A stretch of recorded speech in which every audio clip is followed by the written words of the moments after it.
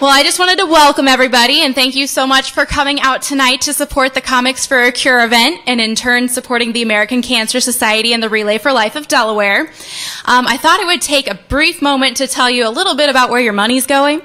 So at the American Cancer Society, we help people stay well by offering preventative care services and information. We help people get well by offering free programs and services to cancer patients and their families to help make the cancer journey a little bit easier. We help fight back by, so hopefully that you, your family, and your friends will never have to hear the words that you have cancer. And we help find cures, which majority of our money that we raise goes towards cancer research, and we are the second largest funding of cancer research in the United States, only behind the United States government. So thank you so much for all that you do. And I also want to invite you to get more involved with the Relay for Life of Delaware. If you want more information either about the American Cancer Society, what we do, and the Relay for Life, we will be standing in the lobby after the program, so you can stop by our little informational table.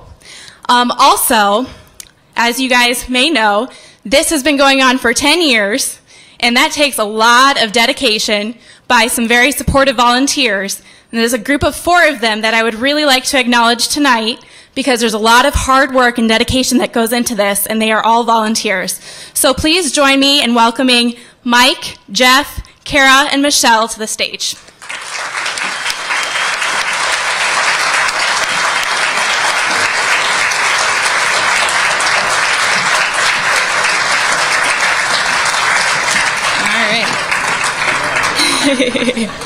Now, these people have done a lot for our organization, and I don't think they should go unacknowledged.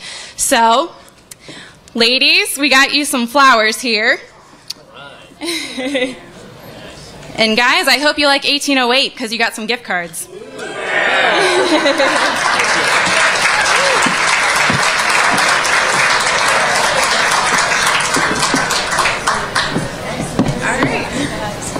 Well, that's pretty much all I have to say. So I hope you guys have a good night, and I'm turning the mic over to Jeff.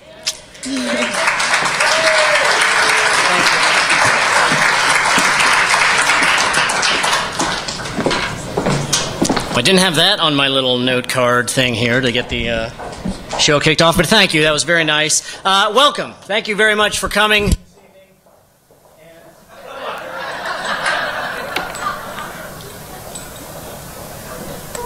Does come out of here, right? There we go. Let me do this. I was a communications major. That's good. Welcome. Yeah, thank you very much for coming and supporting the cause. And I do want to thank a few other folks who are here this evening. I wrote them down, so I just would not forget everybody. Obviously, the comics who are here tonight because they are donating their time. So a big round of applause for them. You're going to have a great time this evening. And Saturday night is a night when comics, could be getting paid for their talents, and so to have them here donating their time and to have all those that we've had in 10 years is fabulous. So I'm just so thrilled that they continue to say yes when I ask them. Also, let's see, the sponsors. We have a lot of sponsors tonight. AEP, Greif, Wander Metalworks, the Meyer Foundation, and our media sponsor, the Delaware Gazette. Thank you. Our committee, much of whom you met, Kara, the Lobdells, they have been wonderful, and you could not ask for better people to work with. They do all the hard stuff about getting the facility ready and the auction and raffle ready.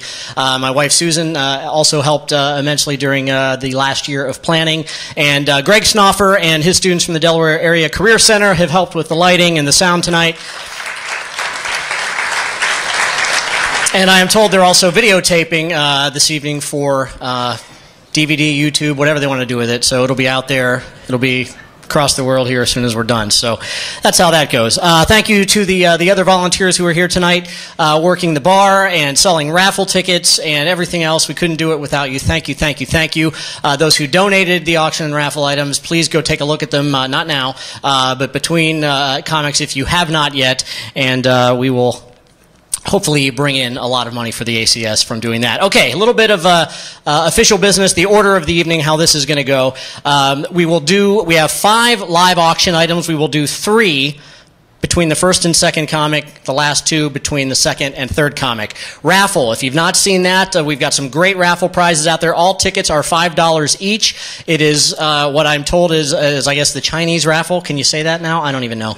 But you can take as many tickets as you would like and put in the prize you want. So you can buy 10 tickets. If you want one thing, put all 10 in there, divide it up over what's out there, and do it however you want to do it. But please buy raffle tickets and go home with a great prize. Another thing that we have, a little bit different this year that we've not done before, but I think you'll find it entertaining. My son, who is 14 and more intelligent in various things that I could ever hope to be, is a Rubik's Cube solver. And he will be up here between the second and third comics to solve a Rubik's Cube that somebody in the audience will mess up. So go out, if you haven't, between the comics, and for $2 you can take a guess as to how quickly he will get it solved. And it's very fast. We won't be sitting here all night. It's very fast, not like I'm doing it. And whoever is closest will split the pot. So $2 a ticket, half goes to the ACS, and the other half goes home with you if you're the closest guesser. So check that out. We have some folks to introduce tonight as well. I believe there are some members of the Strand Theater and Cultural Arts Association board here this evening. If they could just stand and be acknowledged.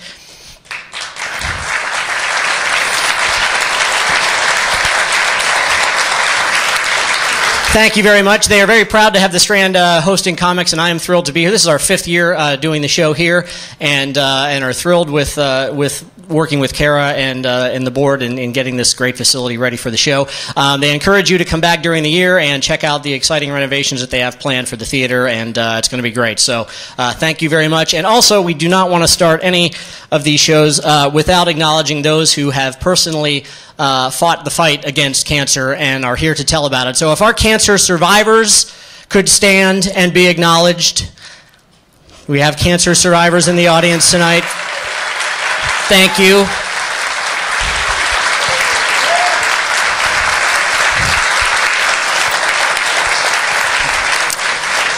Thank you very much for coming, and I say this every year, you know, I love doing this, but I wish we wouldn't have to do it. I wish it would be the last show every year because they need to find a cure and get everybody healthy, but it's so great to see more and more survivors coming every year, and so I thank you for that. Okay, now, on with the show, I guess. Yeah, this is our 10th year, which is very hard for me to believe. And just to give you an idea of how far we've come since the beginning of Comics for a Cure, promoted this year's show on Facebook and Twitter, promoted our first show via Town Crier and Telegraph. So,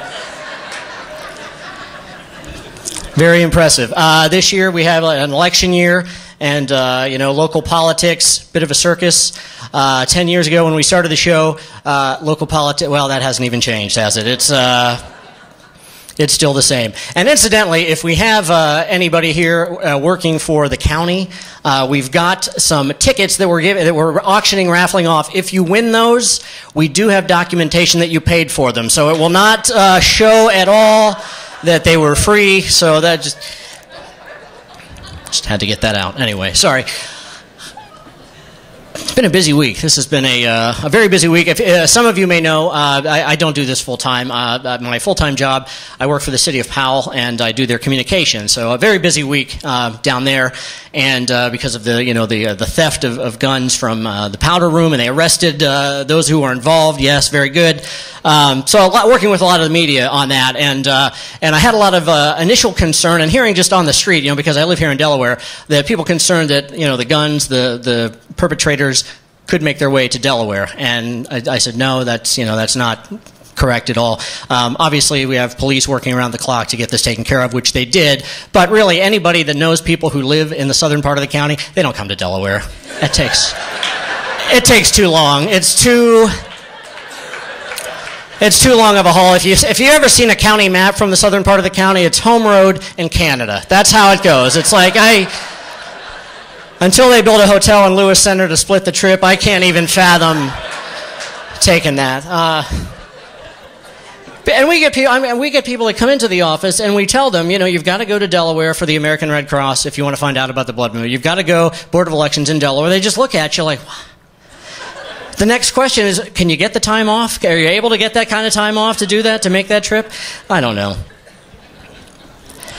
So I was reading a lot of the media reports about the stories, had to make sure everybody was quoted correctly regarding the arrest and everything. But I saw another story in the Dispatch while I'm looking through there. It was about a multi-state project that was going on with a completion date of 2029. That is 17 years from now. How do you even plan a project like that? I don't even know what... This is why I'm not in charge of this, because I would be, out New Year's Eve 2028. Oh, crap, that's due tomorrow. Holy cow. Put the champagne down, get started on that, baby.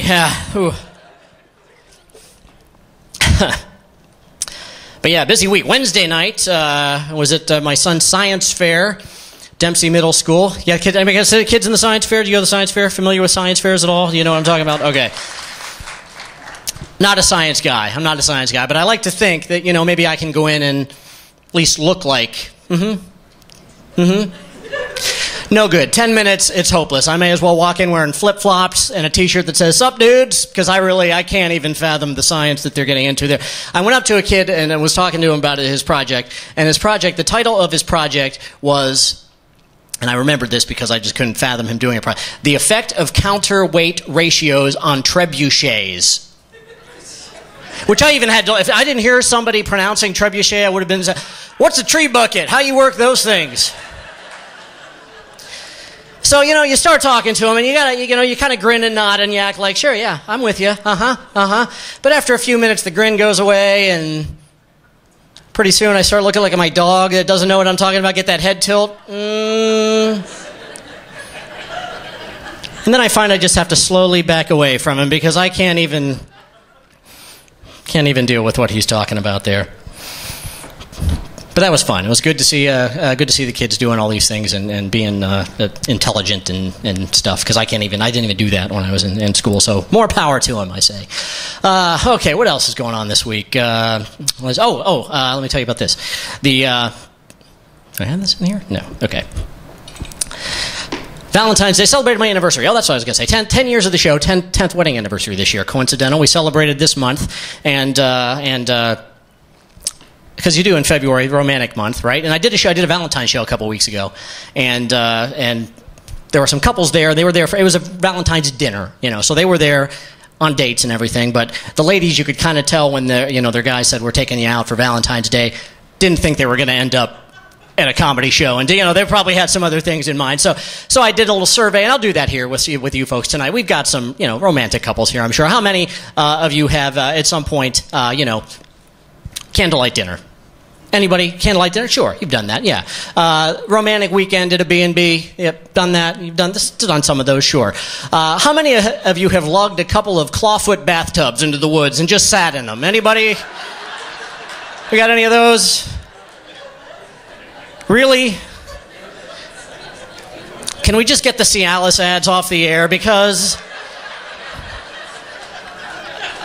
we know they make this stuff. We know there's a product out for that. I don't need... If you're going to show them, at least make them a little bit more realistic.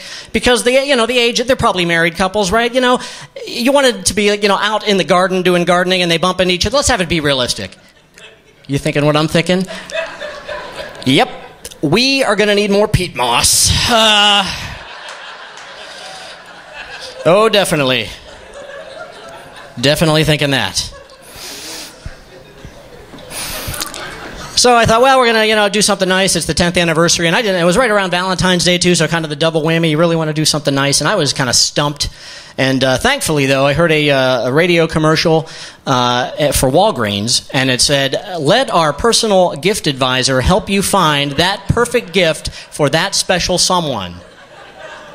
A personal gift advisor at Walgreens. What is that, in case the concierge at the Dollar Tree isn't able to help you out? The valet at Big Lots comes up empty. I don't know. Got to do something nice, though. So we said, let's do something we never would do normally. Let's go somewhere exotic, someplace we'd never go, So we're at Easton, and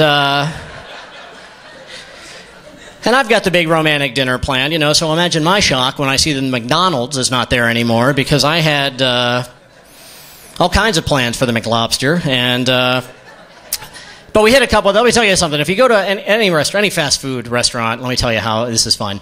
You can mess with the employees there. No matter what your bill is, give them the next dollar amount up and give them a penny. Because that messes with them. I kind of looking at you like, kind of like me at the science fair, I guess. Just the head tilt. Looking around for a manager. Our bill was $13.76. I gave him $14.01. I got $18 in change. All right. Hit a few more of those on the way home. It was cleared about 200. It was nice.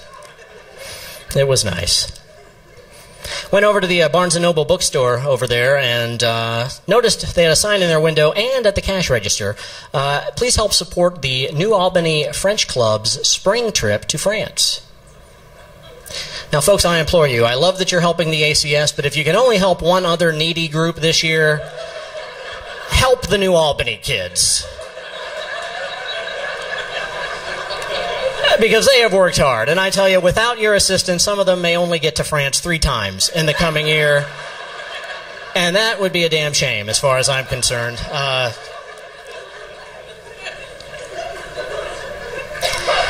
Parked in the garage over there, the multi-level parking garage at Easton, and pulled in next to a woman who was driving a Mercedes, but she had the Mercedes station wagon. Folks, if you can afford the Benz, don't buy the wagon. I mean, it's like getting an HD black and white TV, isn't it? I mean, what's the point of that? I say that, but I would get one if I could afford it, but I can't, because you're just getting by. You got bills, you got all kinds of stuff. You're just getting by. And if you're like me, maybe, do you have any rich friends, kind of well-to-do? Are you comfortable injecting yourself into any of their conversations? What do you say? Yeah, speaking of that Alaskan cruise you were on, that kind of reminds me of how cold it's been at my place, because I can't afford to turn the heat on yet. Yeah, I'm with you. Yeah, you guys just got back from Ireland? Yeah, I was in Dublin the other day. Boy, that 270 traffic over there, you know what I mean? I hear you. Got to get another car. I've been looking at the ads, trying to find out what I want to get. Heard an ad for a dealership in Columbus. The tagline is, "We want to put you in the new or used car of your dreams." Anybody dream of owning a used car? Really? See like an 85 Buick drive by, go, ooh, someday. That is nice. Frame pictures of Pintos up in the office. Yeah, that's the dream car. Yep, I'll get it. Turned 41 a few weeks ago, and sad thing for me about turning 41 is I'm no longer 40. Now I'm in my 40s. I'm now in my 40s. And I found that when you're in the 40s, you start getting injuries for really no reason. 10 years ago, you see me limping around, what happened? Oh, dude, I was going for a fly ball, ran into the center fielder, still made the catch, threw a guy out at third. See me now holding my back, what happened? Well, the phone rang, and I went to get it.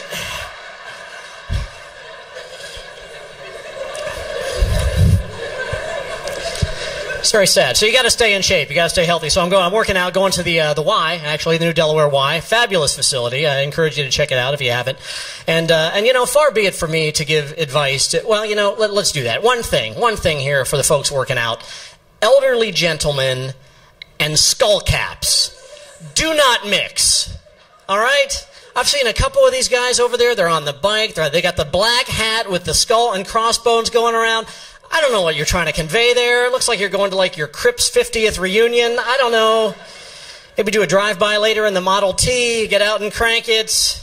Some shorties in the rumble seat. I don't know what you have going on there. My folks prepared a nice dinner for us for our anniversary. It was very nice. And nice thing about that is I get to go grocery shopping with my dad, which is a treat. And have you ever had this happen at the grocery store? Have you ever been walking down an aisle and you see somebody you know coming the other way? You talk to him, you know, you catch up for a few minutes. It's nice, you say goodbye. You see him in the next aisle. That gets a little awkward after like 7 or 8 aisles, doesn't it? I mean, like, hey, how you doing? Hey, then pretty soon, a couple more aisles. Hey, are you following me? No, right. You know, the last aisle, I was just like, oh, I'm out of here, jeez. So anyway, shopping with my dad, we get over to the frozen food section of the store, and this is fascinating to me. Restaurants are now packaging their own food that you can buy in the stores, you know, to have at home. And you know, Bob Evans, you can buy your biscuits and gravy. You've got your Fridays, buy some stuff there. And my new favorite restaurant now selling food in the grocery store is Hooters. You can now buy Hooters food in the grocery store because apparently, some guy out there at some point said, yeah, you know, I'd love to have all the subpar taste of Hooters food, but none of the atmosphere. Honey, throw the flannel nightgown on. I got some wings. We're going to make it a weekend. Call your mother. All right. Go to get the last item on the list. We get over to the health and beauty aisle, and we got to get aspirin. And my dad is very, very kind of not paranoid, but a little concerned after 9/11 and all that stuff. So he's very, very cautious about anything like this that could be tampered with. So he says, "Okay, Jeff, we got to make sure we've got cotton in the bottle. We got the lid on the bottle. That the bottle's sealed, the bottle's in the box, and the box is sealed. Because Jeff, you never know. You never know what some freak might put in this stuff. Okay, we check it. All right, fine. Put it in the cart. Walk down to the end of the aisle. A woman we've never seen before is handing out meat on a toothpick. My dad's like, "Oh yeah. That's good. That is good. Hey, we are going to get the show started. Thank you.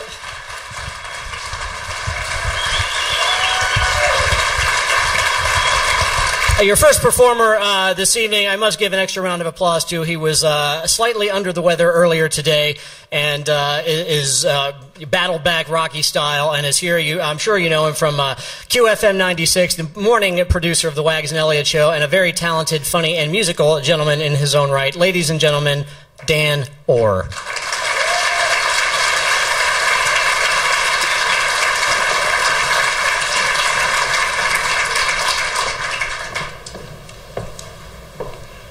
Thank you, Jeff. Let's hear it for Jeff Robinson, ladies and gentlemen. And he was right. I was feeling a little under the weather. Let's hear it for Vicodin, ladies and gentlemen. Let's hear it. I've never had Vicodin and Yingling together, but it's not bad.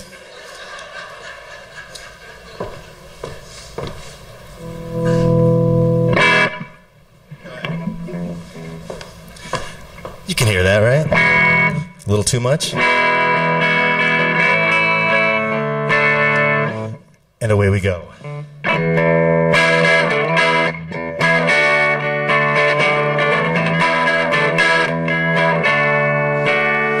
If you're losing your hair, then don't despair, Rogaine. Someone gives you a hug and they knock off your rug, Rogaine. There's a spot that is red where the sun hits your head, Rogaine. The only place that still grows is your ears and your nose, Rogaine. You should buy, go and try Rogaine.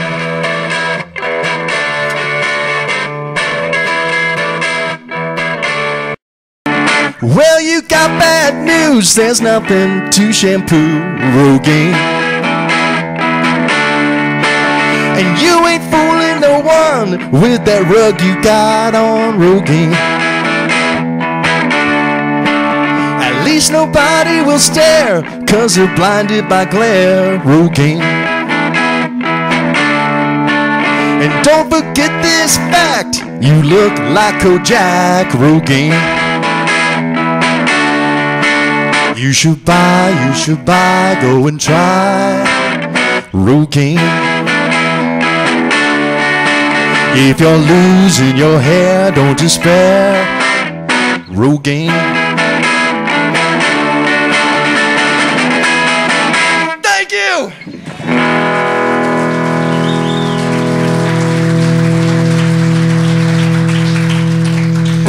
When I first wrote that song for the Wags and Elliott Show in 1994, that was about other people.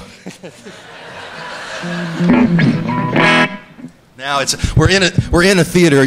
Fun fact: you can actually watch Titanic on my forehead. You know, if I stand up here long enough, you can see the entire movie on my forehead. So anyway, yeah, I do these songs on the Wags and Elliott Show, and I'm just curious how many of you are familiar with the Wags and Elliott Show and listen to some of the stuff we do. Good. Okay.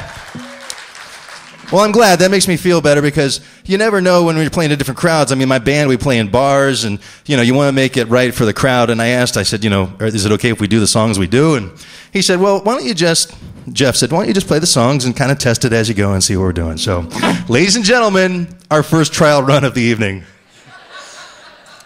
This is a tender love song.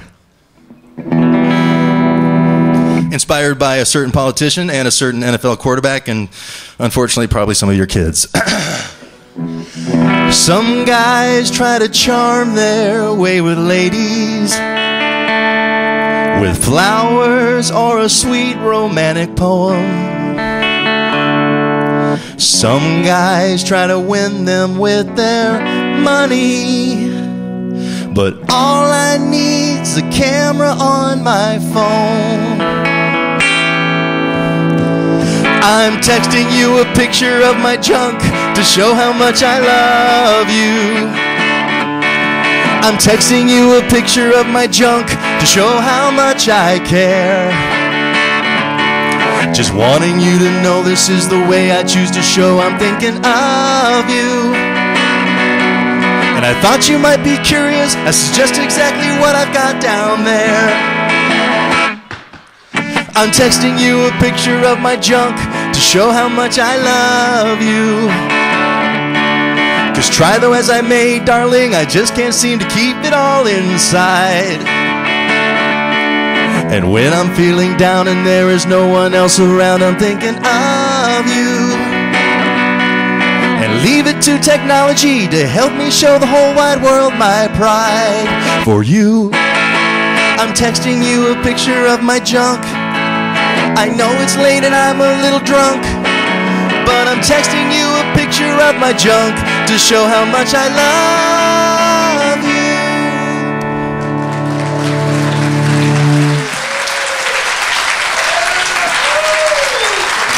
Thank you so much.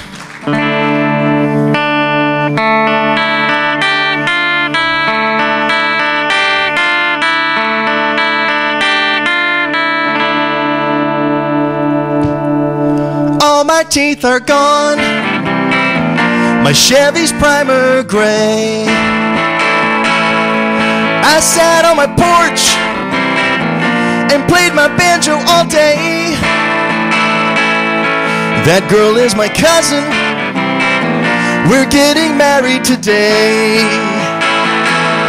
West Virginia dreaming in Redneck, USA. Stopped into a bar I passed along the way. Well, the jukebox, it was filled with Hank and Billy Ray. So I dropped my quarter in and hollered yippee-ki-yay. West Virginia dreaming in Redneck, USA. In Redneck, USA. In Redneck, USA. Salute! Yeah. So as not to offend, I want to make sure we're cool. Nobody in here is from West Virginia, right? We're all good? Oh. Oh yeah? Seriously? My bad. If I had known that, I would have spelled out the really mean parts. I'm sorry.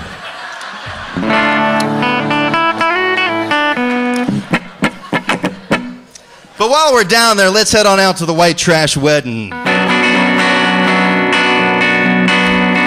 Hey, little sister, what have you done? Hey, little sister, who's the lucky one? You get to be the young bride, getting married in the double wide. Pa's gonna bring a shotgun, it's a find a way of marrying. Come on, it's a nice day for a white trash wedding. I ain't never seen so many tattoos. Even the preacher smells like smoke and booze. All of the bridesmaids wearing halter tops. Best man just got busted by the cops. Shouldn't have waved his handgun. More fun than professional wrestling. Come on, it's a nice day for a white trash wedding.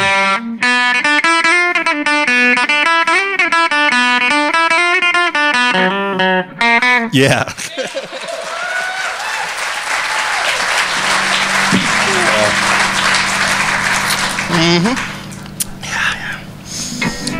So they say when you wear all black, it's very slimming, huh? What do you think? Huh? Am I fooling you? Okay. Guess we'll just send that one off to our friends at Mythbusters, not waste their time. You can not even see me up here, can you? I'm sorry, let me move over here. No, I'm sorry. Okay. All right. All right, then. That's the way you are. This song is from, well, you don't care what CD this is from, but this is from one of our CDs. This is a song about it's a bad blind date. It's a very rude, superficial song, and it goes like this. Listen closely to my cautionary tale. I let friends set me up on a blind date. They said, boy, you're gonna love her. Dun-dun-dun-dun. She's so nice and sweet. Dun-dun-dun-dun. She's a perfect 10 from head to feet. But then I saw her face, and she's a retriever. She'll probably lick my face and sniff my behind. She's a dog. Oh! She's a retriever. I'll have to feed her Alpo dry. I know I sound more or less a shallow man, and I'm no gift to women, I know it's true. But her breath was awful. It knocked me to my knees. I wouldn't be surprised if she had fleas. 'Cause when I saw her face, well, she's a retriever. She probably likes to chase around cars all the time. She's a dog. Oh! Actually, it'd be a lot better if you guys did that part. Normally I have a band, so we'll try that again. Around cars all the time. She's a dog. She's a retriever. I'll have to feed her Alpo dry.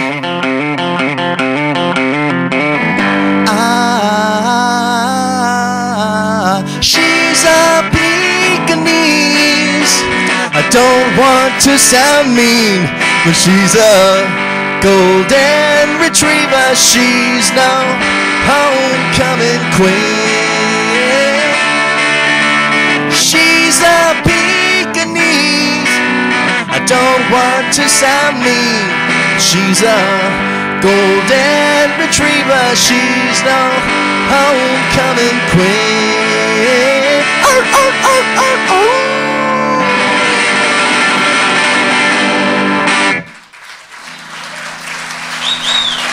Thank you so very much. All right. There's only one place to go when this show's over and the bars are closed. It's the after party. And that's Buns. No, it's not Buns. How late is Buns open anyway? 8. Really? 8? Shush. So you guys are really pushing it tonight, aren't you? No. There's one place to go. This is the after party where we'll all meet later on.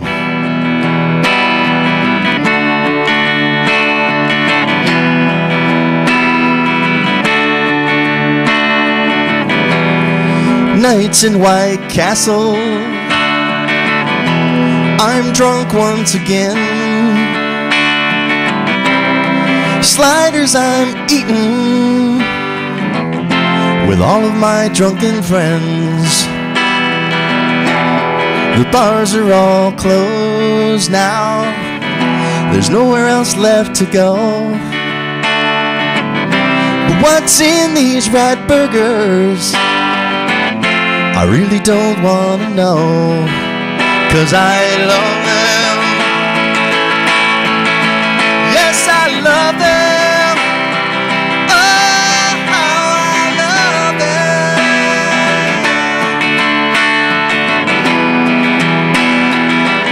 I'm a little too into this song, aren't I?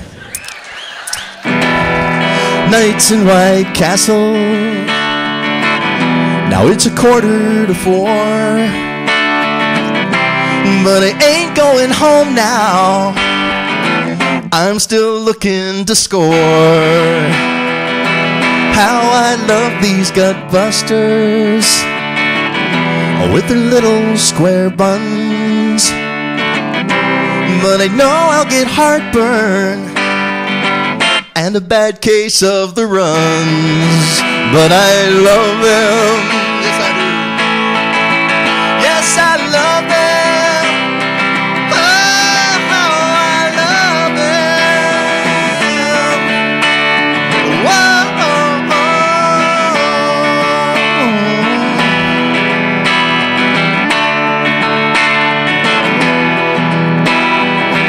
Don't forget the onion chips.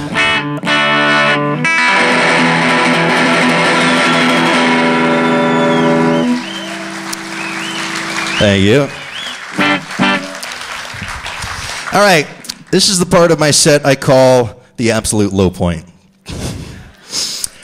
And if we're going to do this song, or if I'm going to do this song, it's got to follow the White Castle song. So I'm going to get it in here and apologize in advance. This is Come On Baby, Light My Fart. That's what we do.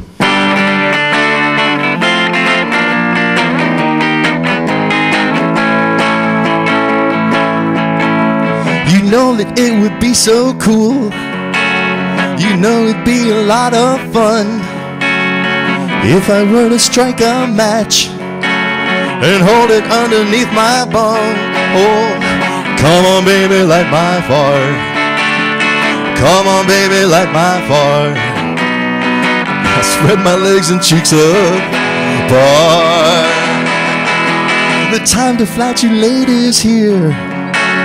I'll bend over and let one go. The flame will dart across the room like some psychotic magic show. Yeah, come on baby, light my fire. Come on baby, light my fire. I'll spread my legs and cheeks apart. Oh yeah, yeah, yeah.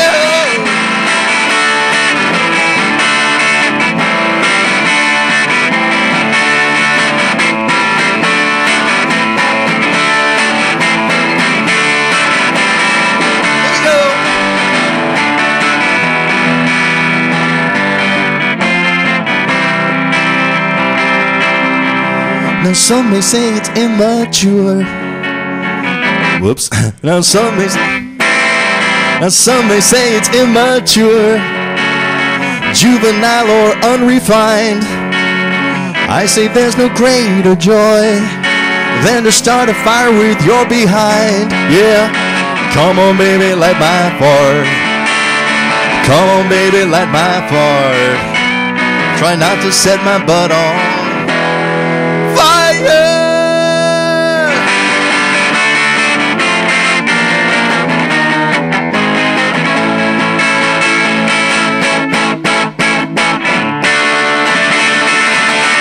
Thank you. I could not be more proud.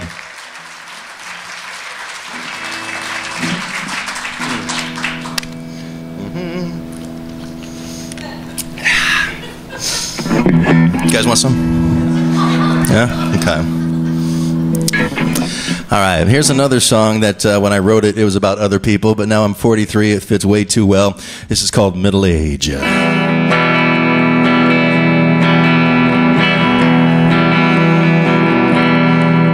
Well, you know you're getting older. You can only drink 2 beers, and you're irritated by a constant ringing in your ears, and you're fighting indigestion from the meal you ate the night before. So you only go to restaurants that don't serve spicy food, and it used to be so easy just to get her in the mood, but now she only giggles when she sees you in the nude.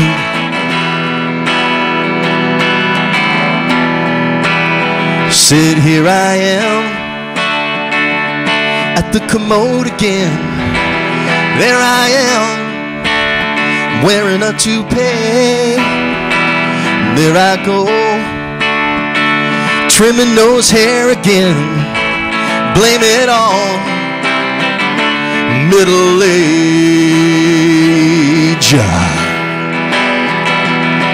Those high school football years, they seem a million miles away. Now it takes every ounce of energy just to stay awake. There's a spare tire around your body, and you're so damned out of shape.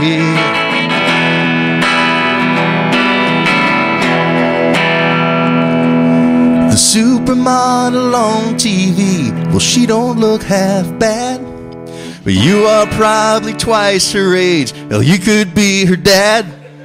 So you buy a brand new sports car, 'cause it makes you look so rad. Sit here I am at the commode again. There I am, wearing a toupee, and there I go, trimming nose hair again. Blame it on middle age. Now here I am at the commode again. There I am, wearing a toupee, and there I go, buying a car again. Well, there I go, there I go.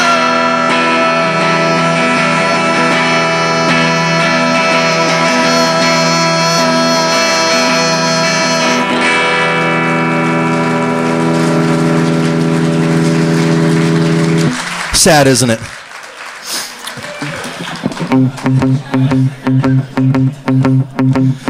Okay, once again, I don't have my drummer here, so if you guys could help me out here. Don't go too fast, but give me just a... Yeah. All right. Perfect. Please keep doing that. Don't do that.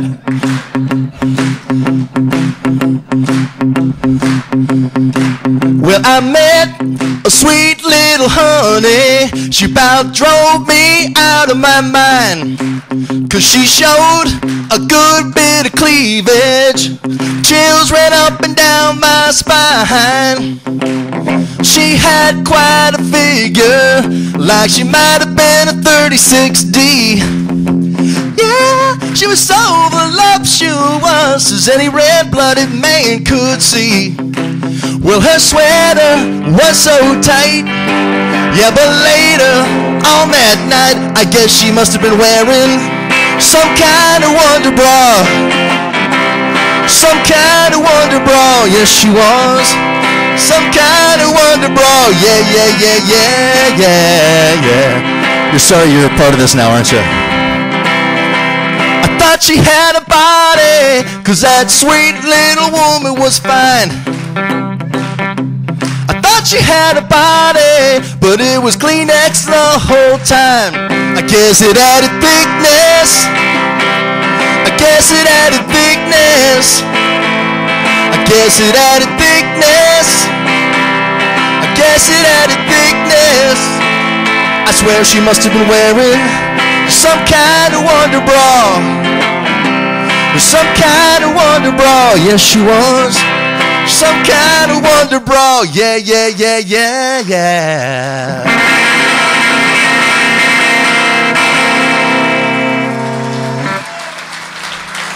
Thank you. Couldn't have done it without you.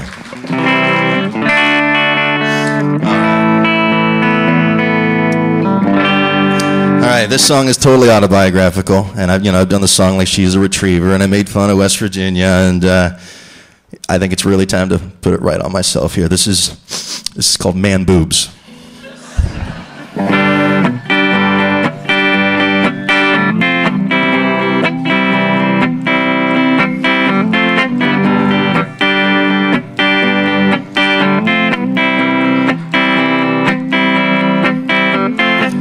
A little too fat, could afford to lose a few pounds.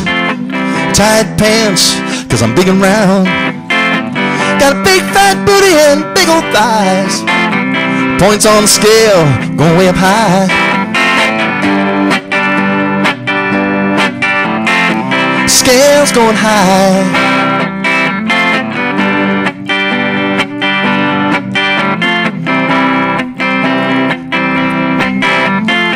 Must have been the corn chips, how I got so heavy. Some folks confuse me with my '60 Chevy. But I'm working out at the gym and I'm paying my dues.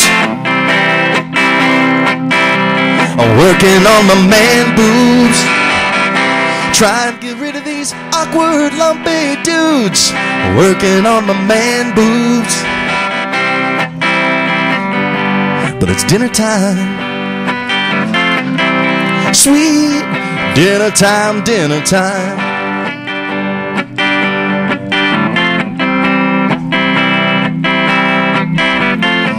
We weren't in shape, or no far from it. My self-esteem continued to plummet.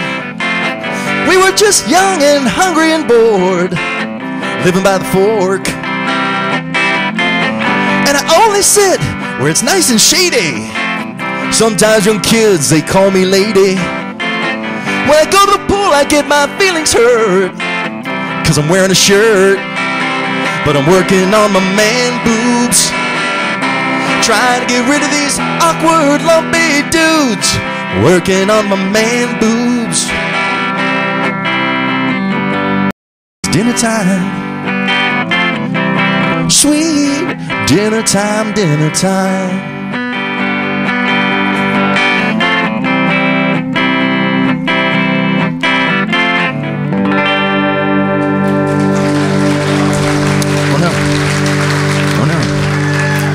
My stomach growled like the sound of thunder. So I grabbed some Jif and a loaf of Wonder. Started wolfing it down with a can of Pringles too. Ain't nothing funny about my man boobs. And I have another half a ton to lose. Kinda worried about my man boobs. And arteries closing in. Man boobs! Sing it with me. Man boobs! Man boobs! Man boobs! No, it ain't funny. Man boobs!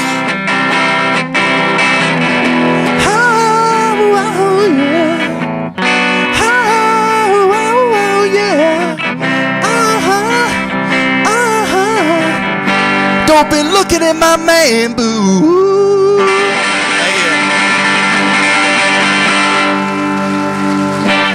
Thank you very much. This has been a lot of fun. And I was really, really flattered to be asked to be a part of this. This is an awesome event, 10 years strong now, so congratulations to everybody who's been a part of this and supported this, and the other comics, you're just going to love them. If you haven't heard them before, we've had Tom Foss on the Wags in LA show many, many times. He's been on a lot of best of CDs. Mike Conley is hilarious. Of course, Jeff Robinson. Whoops. So I want to do this because it is the fundraiser for the American Cancer Society. I want to wrap up my set with a non-comedy song. I know it's comics for a cure and not cool songs for a cure, but this is by Beatle George Harrison, who sadly was a victim of cancer, and today, February 25th, is his birthday. So I thought it'd be cool to wrap it up and dedicate this to anybody and everybody who has fought or is fighting this awful disease. including my wife, Kim, cancer survivor.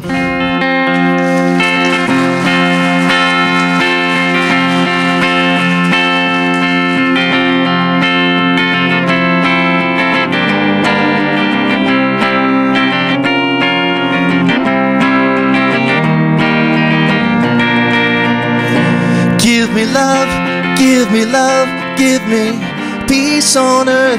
Give me life, keep me free from birth. Give me hope, help me cope with this heavy load. Trying to touch and reach you with heart and soul.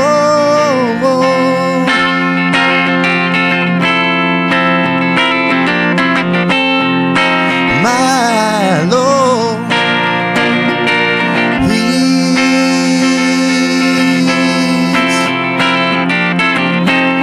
take hold of my hand, that I might understand.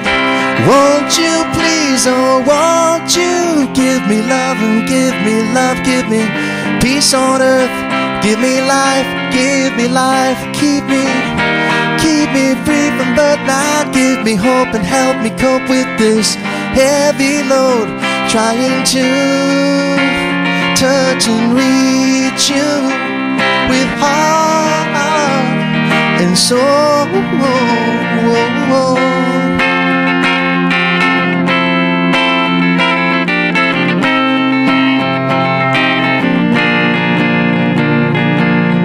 Thanks a lot. It's been a pleasure.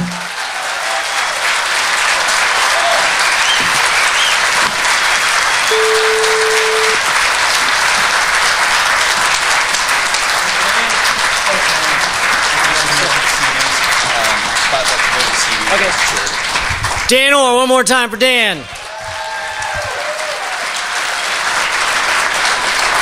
Dan is always playing all over Columbus, solo and with the Dan Orr Project. Check it out. Outstanding talent. And Dan will be selling CDs after the show and will be giving $5 from every CD to the ACS. So thank you, Dan, for that. At this time, we are going to do a little break for our auction items. We're going to call Bill Fisher up to get our live auction going. We've got 5 live auction items tonight. We're going to do 3 now, 2 between the second and third comic. This will also be time if you want to buy more raffle tickets, fill up your drink, or go get a guess in on the Rubik's Cube 50-50 out there. But Bill, come on up, and I will turn it over to you and bring in some big bucks on these live auction items.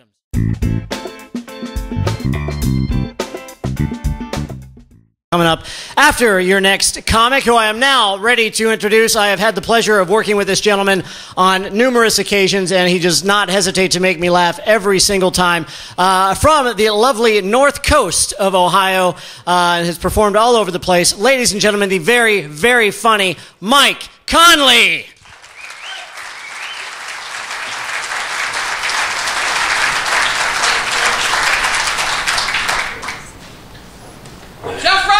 Everybody, let them hear the love.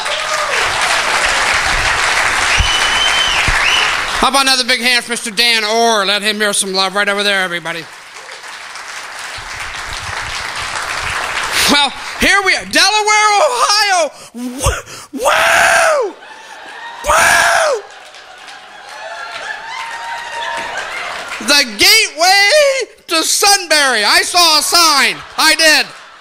It was on the freeway when I got off.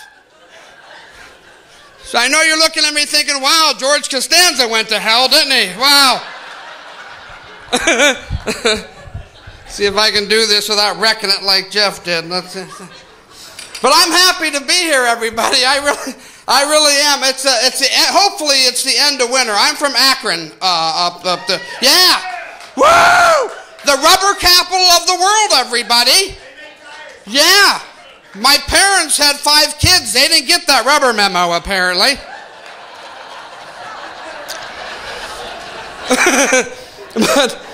But yeah, we had a mild winter. We had a mild winter up north. We really did, which is glad for me, because I'm a traveling comic. I drive everywhere that I go.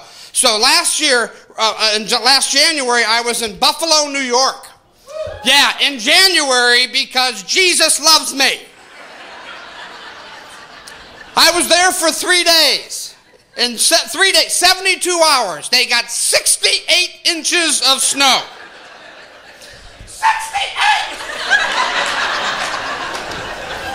I'm 64 inches tall.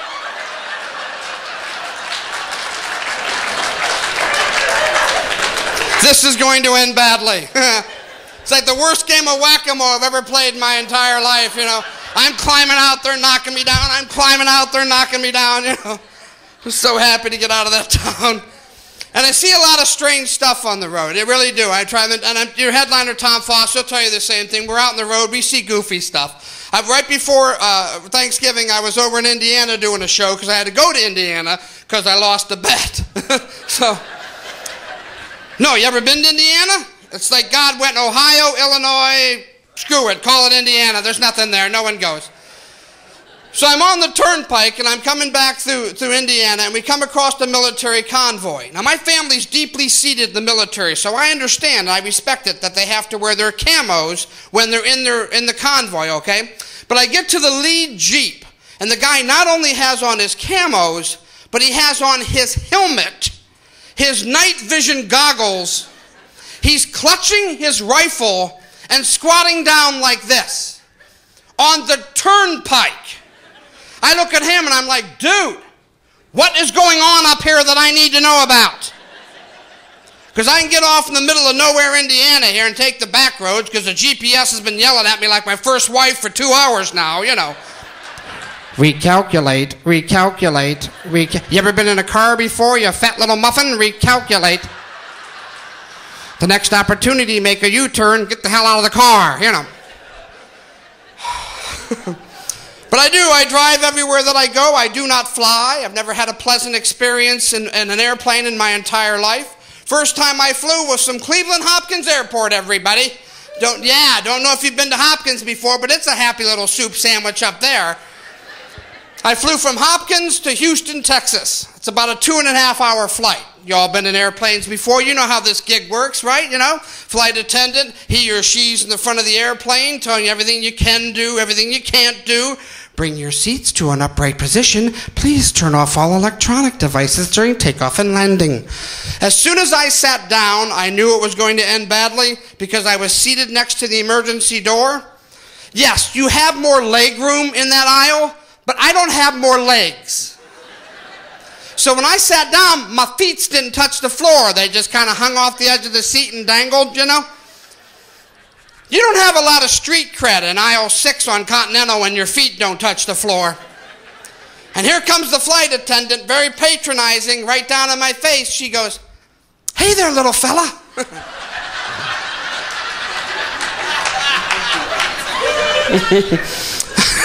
She goes, "How about you put that drink down?" I go, "Lady, it cost $8.50. Be happy I have pants on right now. What do you want?" She goes, "Listen, Skippy."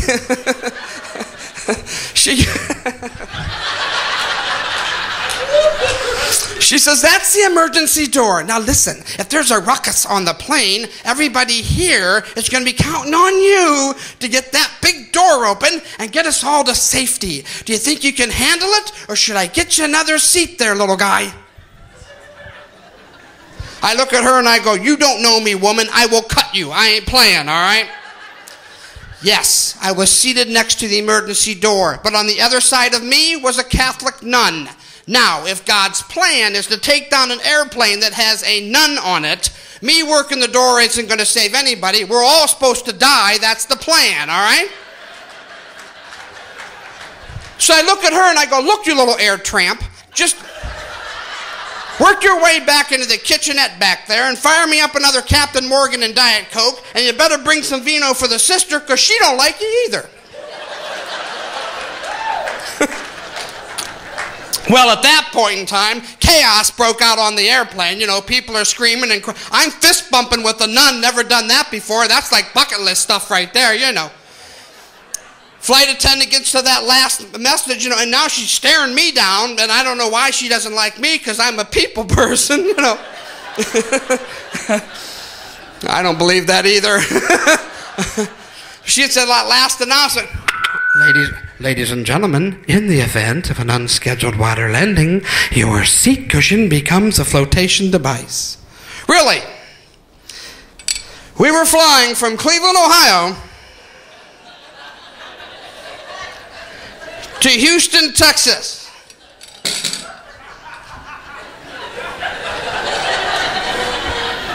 Any thoughts of a water landing on that flight? What are we going to do? Ricochet off of Alum Creek? Is that what we're going to do? Because frankly, I didn't need a seat cushion that was going to become a flotation device. I needed a seat cushion that was going to prevent the corn stalks from becoming suppositories. If there was a little ruckus over Nebraska, that's what I needed. I'm an Irish guy, so yes, that means I drink. All right, that's fine. I can't help it. That's the way it is. Like Tom, I've been battling a cold lately. The lady at the concession stand didn't have any hot water, so I just dumped the Theraflu right here in the Captain Morgan. I don't know what we're going to do. But I'll be honest with you, drinking has gotten me in trouble. I had a home accident a while ago. I fell off my garage roof trying to fix the gutter. And what I should have done was hire somebody that was sober to do it. But instead I called my brother. And nothing says YouTube like two Irish guys trying to fix anything, all right? He's like, don't call anybody. I got a new toolbox. It's got 15 tools in it. I'll come over. I'm like, well, yeah, come over, because I'm an idiot like that, you know. I open up his toolbox. Yeah, 15 tools. It's got 2 hammers, a screwdriver, and a 12-pack of Heineken. That's his toolbox. I'm like, oh, man. I remember him saying, I dare you, and then I heard a lot of sirens. That's how my day went. I woke up in the emergency room of the hospital a couple hours later, learned 2 things that day. Number 1, no matter what my brother and his toolbox tell me, I cannot fly. And number 2, the emergency room doctor is my new best friend because the pills he gave me were the best drugs I've ever taken in my life. And I went to public school, so I know what good drugs are. But he gave me that warning, you know, before he gave me the prescription. He's like, Mr. Conley, I'm a member of the American Medical Association, so I'm obligated to tell you, you should not take this prescription with alcohol. Fair enough. I look at him and I go, well, doctor, I'm a member of the Ancient Order of the Hibernians, and I'm obligated to tell you, you've given me the wrong damn prescription. Because I know how I'm going to wash it down and you ain't going to be happy. In fact, that very day, I went out and made up my own drink. Here's what I did. Went to a liquor store, got a big bottle of Grey Goose vodka, a couple of them big olives that you put in martinis, and I pushed that little pimento thing out of the middle.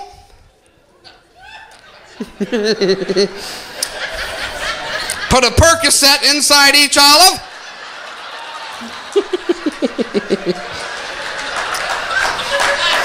I call it a Percotini's, what I call it. And you know what? 3 of those, I come over and fix your gutter. I don't care.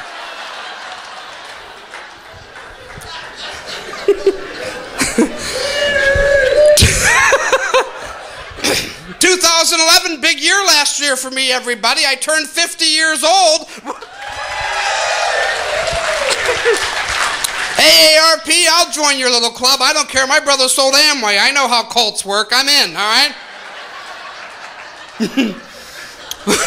I had a friend of mine tell me, don't worry, Mike. 50 is the new 30. No, it's not. I remember being 30 years old. Not one time did I sneeze and shit my pants. Not one time.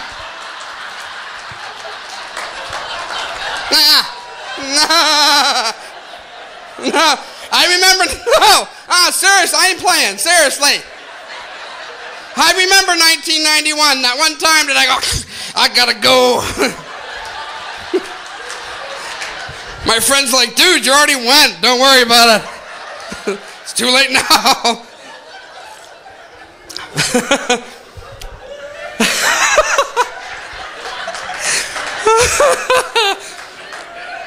The young lady that I'm going out with, she's also 50, and she's all worried about how she looks. Ladies, stop it. Stop worrying about how you look. You look fine, all right? We don't care how you look. Oh, we act like we care how you look. Some guys are stupid enough to comment on how you look, but those guys prefer Dungeons and Dragons over sex. Worry about them. The truth of the matter is, it doesn't matter. You can be tall, you can be short, you can be skinny, you can be fat. We don't care. Why? Because you get naked with us. And we know what we look like naked, and it's a train wreck. So if you'll have sex with us, happy, happy, happy, happy.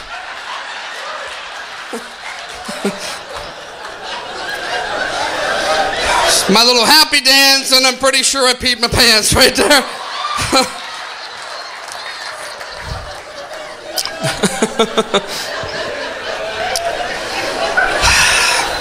Have to apologize. I'm going to sweat a lot because I'm husky, you know. Because they couldn't call me fat in junior high because it'd have given me trauma and I'd have stabbed the janitor or something, you know. I'm like, look, I buy my pot off the janitor. He can call me fat. It's fine.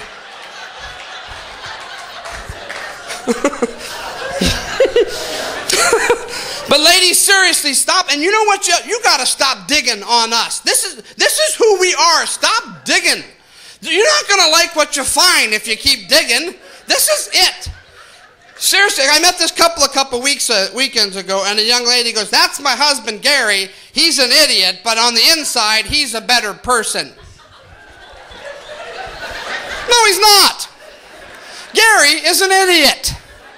He was an idiot when you married him. He'll be an idiot when you bury him. You know what? Ask Gary. He's like, yeah, I'm an idiot. I don't know what she's talking about. The young lady that I'm going out with now, like I said, she took me to an art gallery. Me to an art gallery. It's like, here's the punch bowl, here's a turd, just put it right in the middle right there, you know. Because I don't belong, you know. So I find this picture, I'm like, oh yeah, that's nice, yeah, oh. And she comes over, she goes, oh, you have an eye for art. And I go, no, I don't. And she goes, oh yes, that's done in charcoal. Do you notice the shadings and the different shadows and everything else? And I go, nope. I noticed that she was naked. That's what I noticed. So you can look at the rest of this crap. I'll be here with the naked lady when you're done, all right? Because here's the truth. That's it, ladies. That's what we're about. Because I remember the first time me and my girlfriend, I'm seeing right now, we got intimate, you know, at her place. And we're all like making out on the couch and everything. And she pulls off my shirt. So it's like body heat, you know. So I pull off her shirt and she farted. Ladies, thank you for laughing. No, because I've done they're mortified, you know, and she's all worried about what I'm going to say, and I'm like, it's okay. It's okay. Really. Honey, I saw your boobs for the first time. You could have crapped a balloon animal, and I'd have been fine with it. Stop digging. That's what I'm saying. Like I said, she's 50 years old, too. She's going through the change of life, which is why I'm here.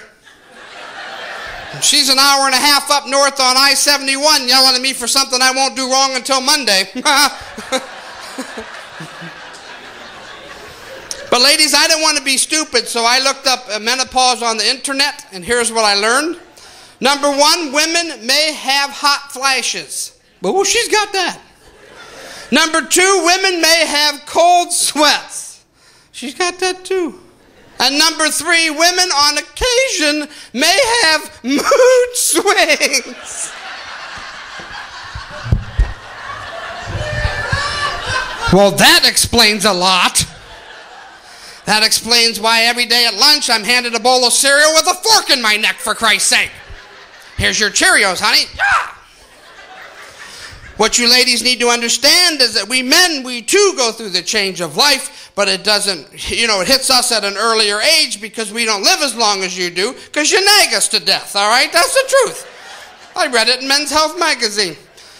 And I know I should be nervous about saying that with women in the front row that could throw stuff that would stick in my doughy little body, all right? But I was in Indianapolis one weekend, and this woman came up to me. She goes, "Come here, little man." And she was, you know, so I peed a little bit then, too. So, no, I ain't playing. She had to be like 5'6". She was tall.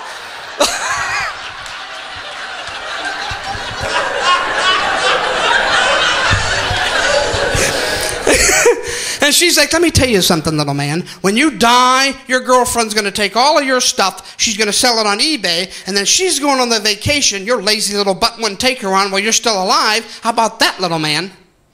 I went, really? Is that how it is? Because I'm thinking, guys, when we die, we're laying on the ground like this. This ain't half bad, really. If I could find a way to get ESPN and scratch myself inappropriately, this would be heaven right here.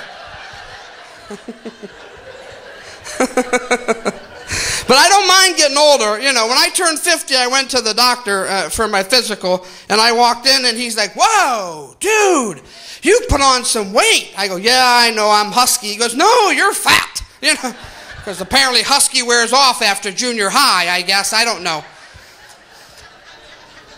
Then he starts poking me. He's like poking, not like all over, like he's looking for a button to let some air out or something, you know? Or like I'm supposed to giggle and jump in an oven and bake him some biscuits. I don't know, but it was making me mad.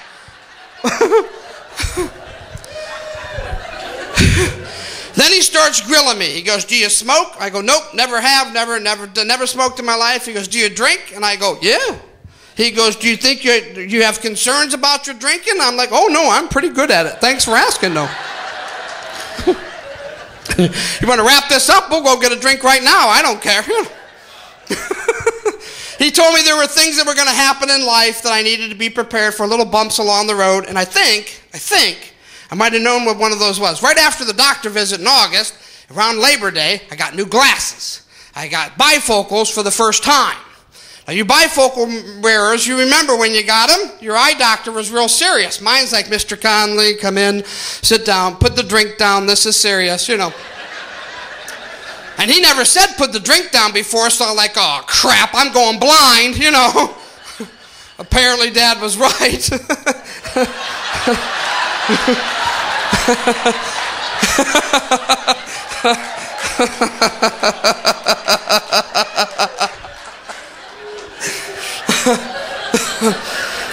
He said, now he said, with these glasses, you have to be careful when you're going up and down the stairs, and you have to be careful when you're mowing your lawn, and for the love of God, when you're driving, don't tilt your head back. You'll kill everybody on 71. So the first thing I thought of was I need a longer straw for the captain so I don't have to tilt my head so far back when I'm driving because I don't want to hurt anybody. Because safety's my middle name. The thing is, what he should have warned me about was taking a pee. That's what he should have warned me about. And guys with bifocals know exactly what I'm talking about. Remember when you got home the first time? Everything is here. Before you couldn't read a menu, now you can see hell. Everything is here. So I get home, I walk into the bathroom and I'm like, no way. Really?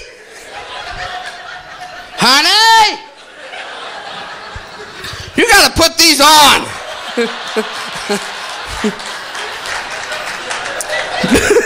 But you need to stand right here. Happy birthday. But it's wild getting old, you know. And the thing is, we get older and we don't think about it really, but our relatives get older. Remember your fun aunts and uncles when you were kids? And now they're older and it's kind of sad. I have this aunt. She's old. She slept with Lincoln. That's how old she is. Maybe that's why he didn't duck. I don't have any idea. Too soon? I'm sorry, I apologize. Anyway, she's taken to giving me stuff. Just out of the blue, giving me stuff. Last week, she gave me a shoe rack. The shoe rack holds 18 pairs of shoes. I'm a guy. I have 7 shoes, all right? I have my nice tennis shoes, I have my street shoes, I have my crappy tennis shoes that I wear when I mow the lawn, or I'm doing laundry, or I'm too drunk to remember to dip with my good tennis shoes. And I have a boot. The other boot's up in the gutter, but I ain't going back up there. So I'm trying to make these shoes fit in this massive shoe rack, and it's like Jenga on heroin is what it is, because nothing's working. So finally, I just give up, go down to Myers, and go to the wine part, and I figured, well, I'll just get a bunch of wine bottles, because if Martha Stewart was an alcoholic, this is what she'd do, you know. Toss in a little chicory, it'll be wonderful. But you get to do fun stuff when you get older, you know? And when we all know that, I watched you folks come in. We're all in the same age group, you know, pretty much. Anywhere from 20 to 50 probably. You get to do fun stuff. One of the most fun things I got to do was go to my high school class reunion. By applause, how many people here have gone to their high school class reunion before? See? And for those of you, maybe this is your year, because this is about the time of year they start planning and sending out invitations. If you're worried about going, don't. Don't, just go. Nobody looks the same. People. I had hair in high school, all right? It's not like I got up one day at 14 and go, oh yeah, the ladies will love this. I had hair in high school. And those of you that went, remember what came with your invitation? Even in this age of social media, it could have come through Facebook, it could have come through an Evite, the one-page bio sheet. What have you been doing? It's alumni bio time. We want to know all about you. We want to put it on classmates.com. We want to put it on Facebook. We want to put it on Twitter. Do you have a spouse? Do you have children? What's your career? Do you have a future? Do you have any hope left? I'm looking at this going, you mailed this to the same place I lived 30 years ago. What are the odds I'm one of our class's success stories? But I filled it out. Question number 1, name a memory from high school. I went to high school in Northeast Ohio in the mid to late 1970s. I don't have a memory left, all right? There was Cleveland Browns Stadium, the Doobie Brothers concert, my buddy Steve, his van, 14-case Little Kings, 25 bags of pot, 24 Quaaludes, some mushrooms, some acid, some LSD, some of them Snoopy stickers that you licked and rubbed all over your body and saw green stuff. I remember midget strippers named Starla and Dreama, a fish, a goat, and a girl that looked like Tootie from The Facts of Life. That's it.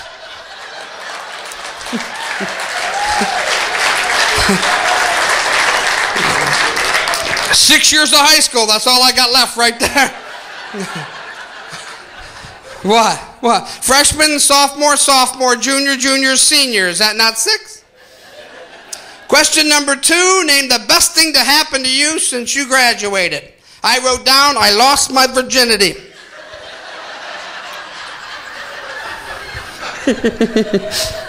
They didn't ask for witnesses. I didn't have to falsify documents. It was a wonderful time. Question number 3, name something you have done you never saw yourself doing. I wrote down, see question number 2.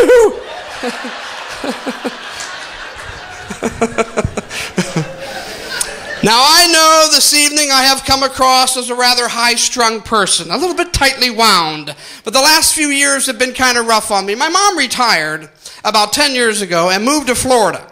And then she came back to Ohio and she moved in with me. Now, I have 2 older brothers and 2 younger sisters, but she moved in with me because apparently in another life, I killed a small village of people, and this is how God elected to get back at me.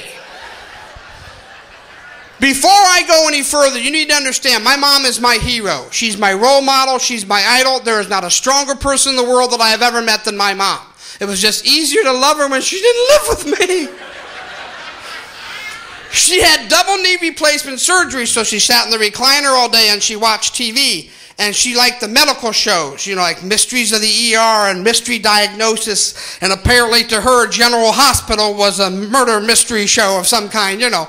And then she had every disease she saw on TV. She's like, ooh, I got that. I'm going to need a cream for that.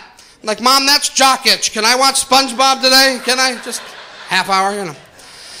So to get her away from television, I got her a computer, and she found the website WebMD. That's internet porn for old people, is what it is. Oh yeah, because no matter what symptom they got, they're dying, and their family doesn't care, apparently. I'm making lunch one day, and she goes, "Hey, Chuckle Boy says here I'm sick and you don't care." I said, "Oh, you're not going to." She goes, "I'm dying." I go, "You're not going to die till you eat this omelet with arsenic on it, crazy lady," you know. So about 2 years ago, she comes up to me, and she goes, "Family meeting time," so I call my brothers and sisters together. She decides I'm on the road too much. She doesn't want to live alone like she has been, really, because I'm on the road just about every week. And she's like, "I don't want to move in with one of you guys and have to move again." So we found her an assisted living place to live in. Now let me say this. I don't know what you folks do for a living, but if anybody here works in an assisted living or a nursing home facility, I don't care what you do there, God bless you. It takes a very special person. I'm serious. I am totally serious. Where my mom was at, the staff there is absolutely phenomenal. Some of the greatest people, some of the most caring people I've ever met. The other residents are some of the most entertaining people that have ever crossed my path in the last 2 years. My mom's first roommate, Mary, she told me when I met her she was 95. Then her sister chimes in and goes, "Oh no, she's 99. She lies about her age." Ladies, if you get to be 99, you can stop lying about your age. Because we're not looking at you as hard as we were before. And the guys that are looking at you, they're not hard at all right? I don't care how many claw tubs they carry down from the park with Jeff. I don't care. One day I'm there with Mom helping her at lunch, and Hazel, sweet Hazel at the next table, is 92. And she pulls up her top and shows me her boobs. I used to love boobs. I did. I loved them. You know, I did. I look over at her and I'm like, "Oh." "Hazel, what do you say we tuck those back in your shoes and pretend that didn't happen?"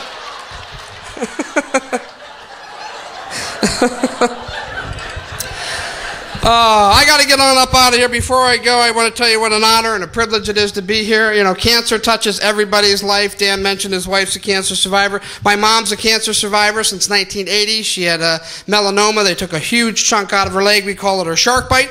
But she's never had another reoccurrence. We're very happy to have her with us today. And thank you all for being here. It means a lot to everybody. And to you cancer survivors, God bless you. Keep fighting the fight.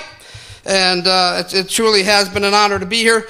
One more thing, and then I'm going to get out of your faces here. Like I said, 2011, big year for me, everybody. Like I said, turned 50, and I made it to 50. Pretty proud of this. Never had a cast on my body. Never had a cast on my arm, my leg, nothing. In fact, I almost made 50 without ever having surgery. Until last spring, I had to have a hernia operation. Now, gentlemen, if you need to have a hernia operation, pay attention, because they're not going to tell you up front what's going to go on. Because according to my surgeon, the key to a successful hernia operation was the element of surprise. Because they didn't tell me anything, you know. I mean, I walk in there, he's like, "Take off your pants." I go, "Sweet, I like not having pants on," you know. I wouldn't have pants on right now, except Jeff's like, "Jesus Christ, you got to wear pants. It's not that kind of show." So I'm standing there, I don't have any pants on, and the doctor's sitting there, and he's like eye level, you know, with my stuff, and he's not saying anything. It's like that awkward silence on prom night in your Buick, and kind of tilting his head back and forth like Jeff at the science fair. So I'm a little bit self-conscious, so finally I just go, "Here, does this help you at all?" You know? And then he grabbed me. He grabbed all of me. Like a bear pulling a salmon out of the river on the Discovery Channel, he grabbed me. And he ain't letting go. He's like, "Turn your head and cough out." I go, "I can't breathe. You got to let go of my crotch, you know." And then he starts shaking. Like he's in Vegas at a craps table trying to save his house. He just... He goes, "Oh, you got a good one." I go, "Then buy me dinner, but you got to let go of my crotch, you know."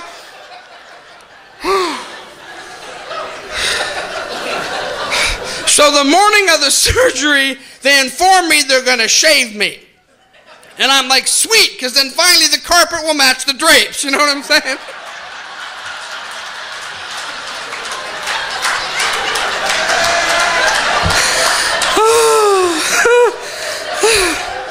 But here's the thing. They don't shave me all the way. They only shave where they're working. So now it looks like you're out in the yard and your mower breaks down. And you got to go down to like the gas station and get some more gas. And you're only gone 10 minutes. But your buddy drives by the house and he like calls, dude, your arm looks like hell. I know I'm at the gas station getting some more gas. That's what my crotch looked like. And fellas, when you're unconscious, it's not their stuff. They don't care. They're down there like it's a speed bag at the gym. They don't care. Everything's all black and blue and swollen and everything, you know. I wake up in the recovery room. I'm on a green sheet. I thought I passed out on a pool table with nothing but the 2 and the 8 to put in, for God's sake. They look at me. They go, do you want some Oxycontin? I go, no, where's them Percatinis, for Christ's sake? You guys were wonderful. God bless you. Good night, everybody.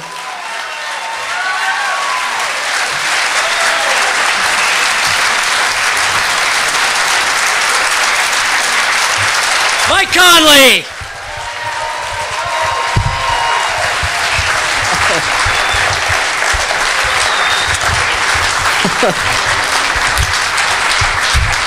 It's always nice knowing a little bit more about the comics than you did when you got here, isn't it? It's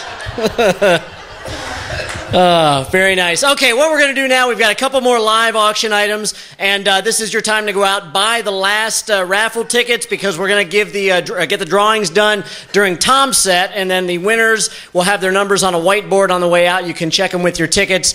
But we've got 2 more live auction items, and also one more opportunity to go out and get the Rubik's Cube guess done. If you want to do that, Jonah's going to be up here after the auction items are done and see how quickly he can get the cube solved. But for now, turn it back over to Bill and get these last 2 items sold for a lot of money. Yes, thank you.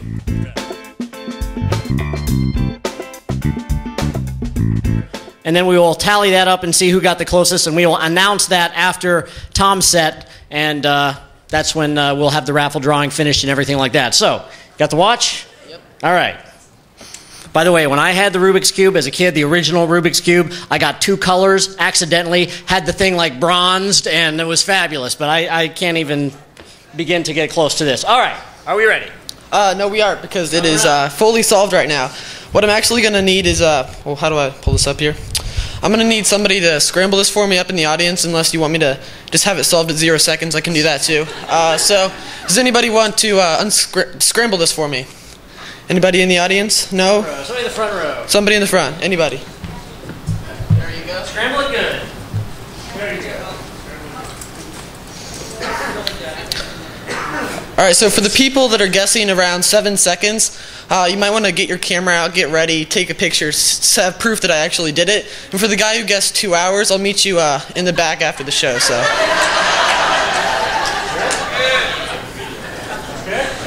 You like it like that? All right.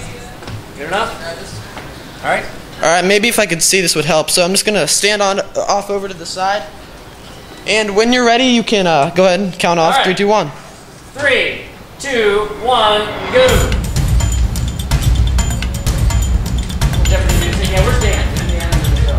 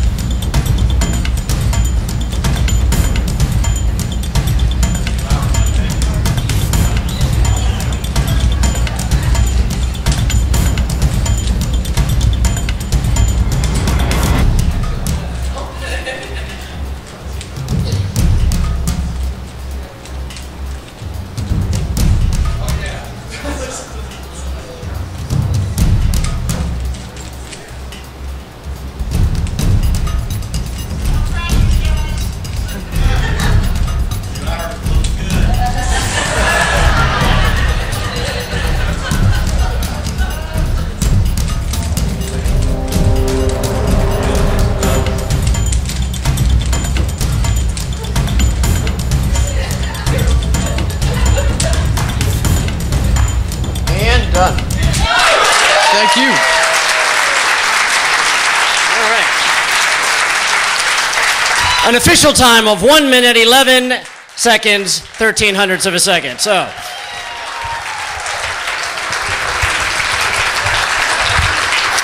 Took me longer to get mine out of the box, I think, actually. Okay, we will tally that up, see who the winner is, and we will start drawing the raffle prizes. But first, your final comic of the evening, as Dan mentioned, he has been a regular on QFM 96 with Wags and Elliott, regular on the Bob and Tom Show, does a lot of work for the military overseas, a lot of comedy tours, USO tours, and was on a Caribbean cruise for the whole month of January, I believe. So let's all feel bad for him about that.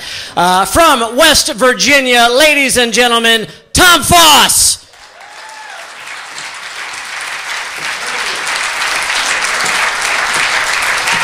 Thank you. Nice hand for Jeff, Mike, Dan Orr, and yourselves for coming out. I'm from West Virginia. Anybody else? Right on. I'm happy to be here, right? This place is nice.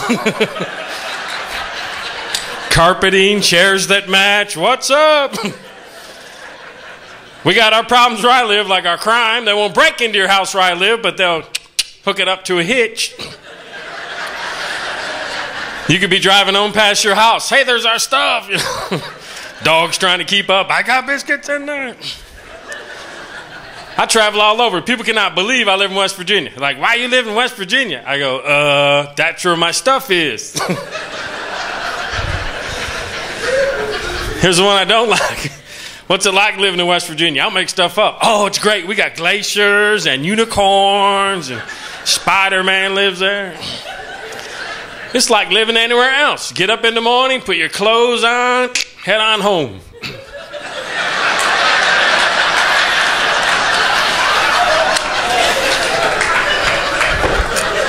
I recently worked in Las Vegas. The thing that shocked me when I got there was all the bums, beggars, and hookers.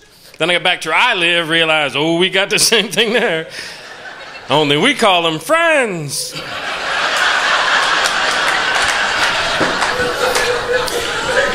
Here's something you'll never see in West Virginia, the Olympics. First of all, we don't have 100 yards of flat ground to run a darn race on. And don't like the metric system. Like meter, shoot, I didn't know she was here.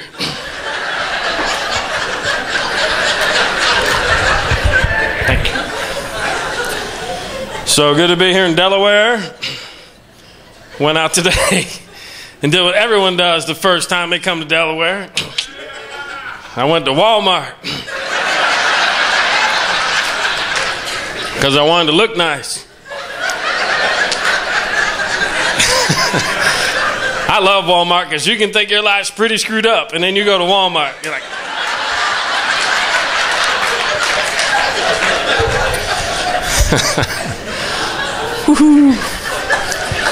drove around town today. I passed a house for sale by the owner. Well, who else?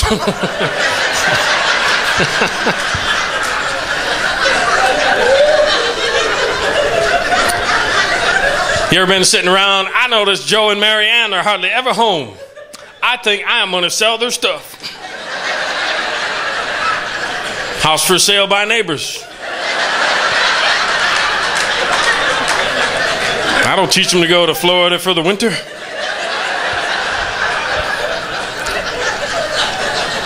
Driving down the interstate, I passed a picnic area, no facilities. What a great concept here. How many times you've been driving down the road thinking to yourself, man, if I got to take a picnic, I got a picnic like a racehorse. I passed prisoners picking up litter. You think that's a good idea? I do. I say take it a step farther, death row inmates in the construction zones. That way we don't have to slow down.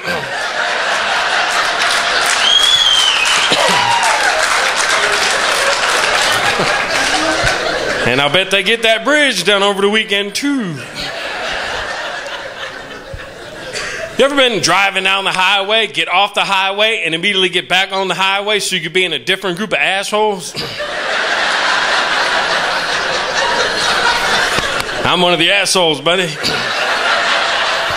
I'm serious. I used to try and be a good driver. I've given up. I took my mirrors off. Screw everybody. Road rage, not me. I drive down the highway with the confidence and knowledge I'll be receiving the finger and not giving it. Once you get over that little hump, traffic is a lot of fun. I'm like, all right, I got 2 already. Wow! I cannot wait to get out of the driveway. This is going to be good.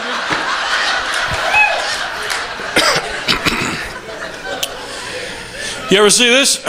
Late at night, driving down the highway, a semi-truck with an illuminated cross on the grill. Are there a lot of vampires darting across the highways these days? I think I can make it. Blah.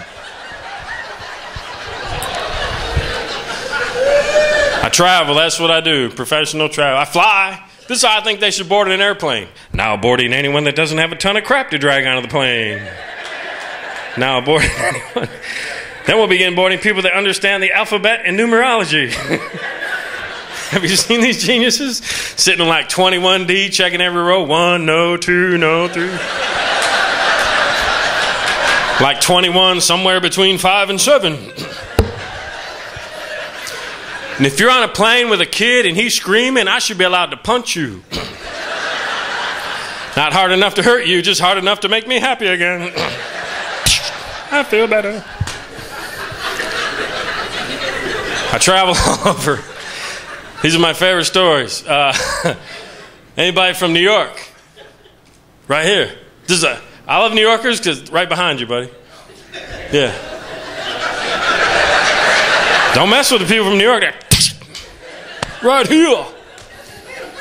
I'm doing a show in one of the casinos upstate. After my show, I'm out front selling CDs, and this woman comes up walking to me, and she's taking me home for the night.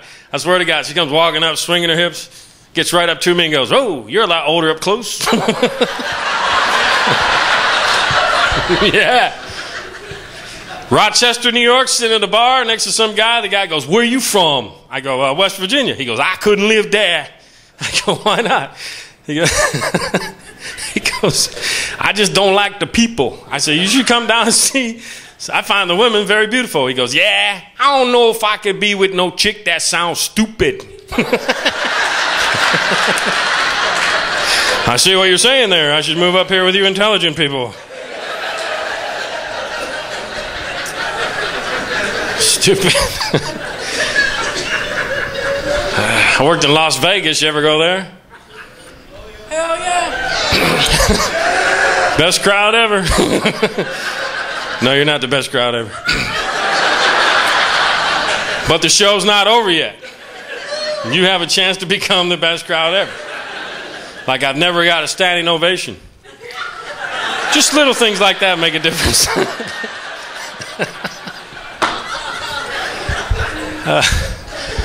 Las Vegas, 2 in the morning, I'm sitting in a restaurant eating dinner with my girlfriend. On the other side of my girlfriend, a woman is breastfeeding her baby. My girlfriend is talking away. I ain't hearing a thing. After a couple of minutes, I start making faces like the baby. I'm like, well, she did not think that was funny. Waiter caught me off guard. He's like, "Can I get you something?" I'm like, I'll have what he's having. Hope it ain't the last one. So I'm walking home from Las Vegas. I worked in the Upper Peninsula of Michigan in the winter. Yeah, here's my impression of my car trying to start in UP in the winter. Tick, tick, tick, tick, tick. You must be kidding. Here's another one. One guy's car's running. I go, "Hey, how'd you get your car started?" He goes, "Oh, I plugged my car in last night." "Didn't you plug your car in last night?" I'm like, "No." I don't think I have a plug on my car. "Well, you drive a vacuum cleaner?" What's over there? He's like, "No, we all have engine heaters. If you don't have an engine heater, this is what you do. You go to Napa and buy an electric dipstick. Stick in the engine, plug it in the wall, keeps the oil warm, car starts. I buy the thing, an hour later, the handle's cold. Slip it out, middle of the dipstick is cold. I'm like, it ain't working, so I jerk it out of the engine. End of this dipstick, glowing orange with boiling oil as it slides through my fingers. So I'm in Walmart buying some aloe. I get a little change out of my pocket. The cashier's like, oh my gosh, what happened to your hand? I go, oh, burned it on my dipstick this morning.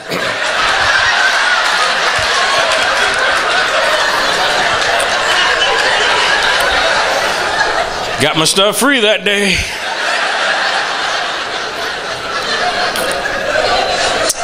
You can't give them money after that.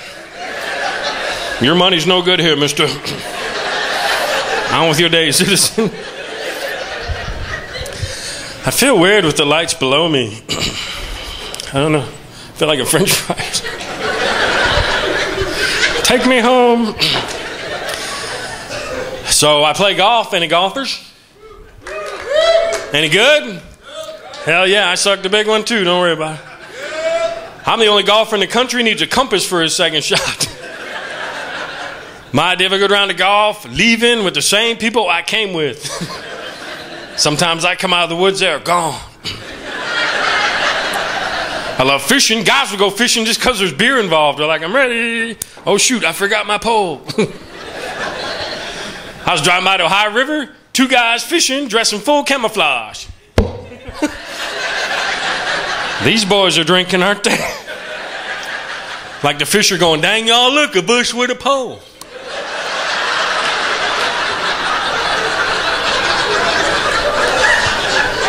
Thank you.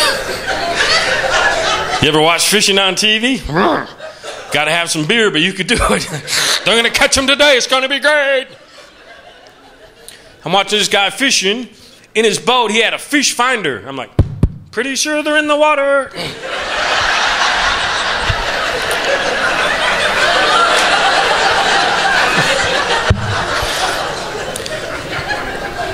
Any women go fishing, ladies? Yeah, put the worm on the hook? Ew, I can't do that. That's like knitting with live yarn. All my worms end up back in the box on crutches. Man, he messed us up. Look at me. I need 2 holes. I'm a busy worm. I can't hunt. Last year I got a 1-point buck. Would have been an 8-point, but his head hit the bumper real square. Kind of crinkled up my trophy. Now I got a deer over the fireplace. Looks like he's going to sneeze. You're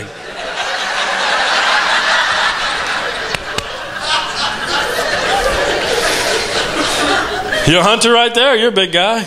Yeah, look like you like killing stuff. I'll bet you buy a bucket of chicken, put it back together, bam, smack it with a baseball bat. He was fixing the tacos, honey. Your piece is over there. Take a biscuit. Don't be like that. Big guy. There's another big guy. You wouldn't even need a gun. He'd be like, get in a truck. I'll tie myself up. Now I like to make fun of athletes. I'm no athlete myself. I bought a Nordic track, broke my leg. Hit a darn tree. I went to a soccer game last summer. There's 2 hours of what the hell just happened. I don't know about you, but I don't get soccer. To me, soccer is like waking up with Lady Gaga. Just kick it and run.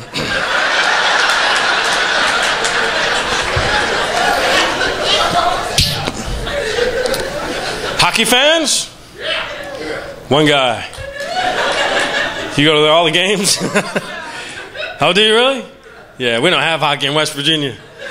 We're like, screw it, save the ice for drinks. Sharpening your shoes, that's crazy talk. I don't know what other sports I like. How about you? Wow, I got really quiet. I can hear the air conditioning. Football. I like college football. We do a little bit of that around here. Oh, it's like an answer and question time now.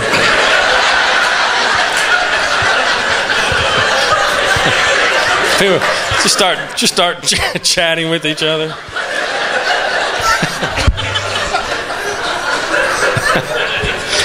We also like gardening and horseback riding. Sometimes Mary has a quilt class. Welcome to Delaware. Oh my God. Oh, don't take a picture of me drinking. Or you can publish it tomorrow. All right, so what were we talking about? Sports. Here's what I think: they make too much money in pro football. $10 million a year. I should never see a guy making $10 million a year limping to the sideline. He should have to stay in the game till something falls off. Come carrying his leg to the sideline. I need replaced, coach. Too much celebration in football. You know, like pro football, a guy will make a tackle. Yeah, look at me, I knocked someone down. You're making $10 million a year, shut up. For $10 million a year, your helmet ought to light up and a flare shoot out your butt every time you have a good play. You'll see blockers running around. Look at me, I got in the way. The guy at the factory, I made a spark plug.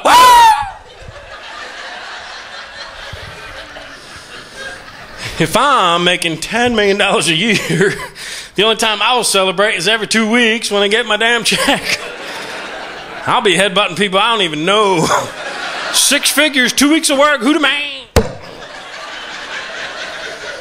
Drive it back to the high school and show it to that math teacher who thought I was stupid as hell. 6 figures, 2 weeks of work, who the man? Here's an apple, bitch, I can afford them now.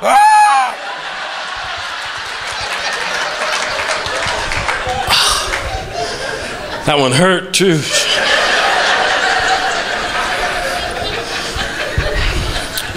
This is a good job being a comedian. I don't always want to be a comedian. Someday I want to open a construction company called, looks pretty good.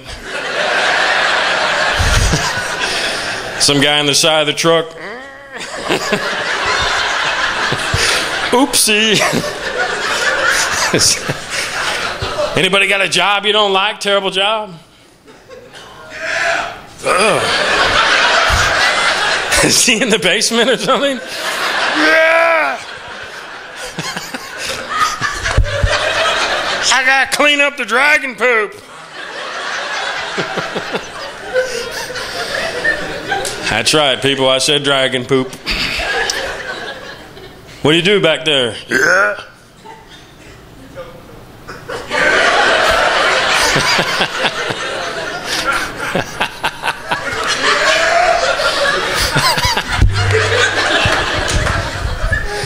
You do work in the basement of somewhere. He works at the basement of the auto parts store. Larry, we got any mufflers down there? Yeah!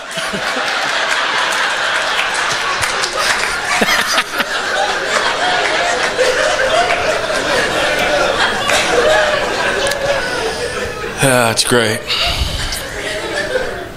So what do you do, man?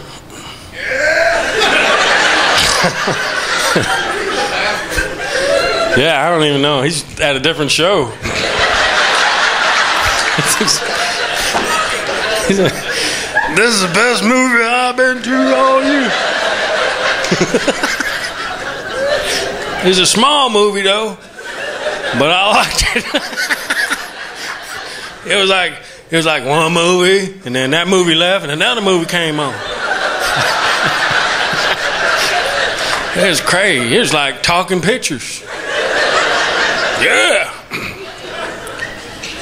All right. When you get out of your car on Monday, what's ahead of you? What are you looking at? Where does he work? You guys know him.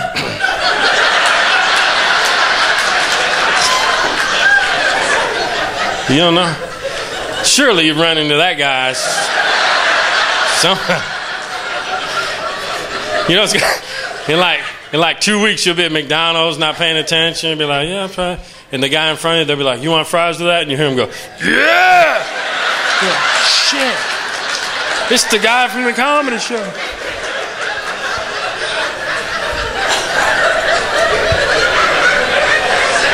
It's the mayor. It's the mayor. I don't know. Is the mayor here? Mayor might be pissed at me now. Are you the mayor? Yep. Just checking. Love what you did with the street.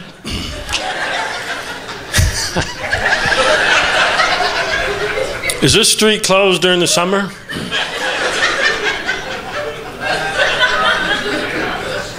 Yeah. It's Winter Street. You can only come down here in the winter. You're just pissed because you didn't think of that.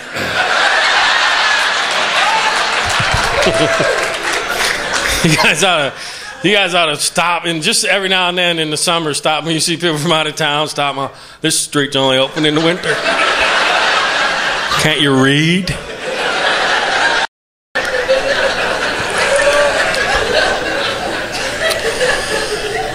What was I talking about? You were here. Oh, your job. Yeah. Anyhow. Here's what I'm saying, Mayor. Don't snap. People snap at work all the time. I heard a voice. Oh, I go crazy. Only job I think I might hear voices on, a bank teller. Think about that. A week into that job, them $100 bills be going, psst. Won't you take us home tonight? All right. But I'm driving. Andrew Jackson almost killed us yesterday. That's the worst job ever. Any bank tellers here? Terrible job all day long. This ain't mine, this ain't mine, this ain't mine.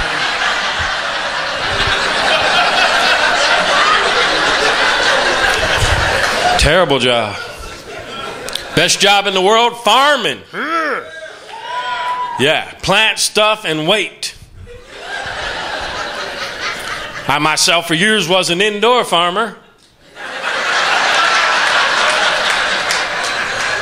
Had the only farm with a closet door. Sucked to getting a tractor in there, but I loved it. Get up every morning, plug the sun in. Whew. Here comes a thunderstorm, little buddies.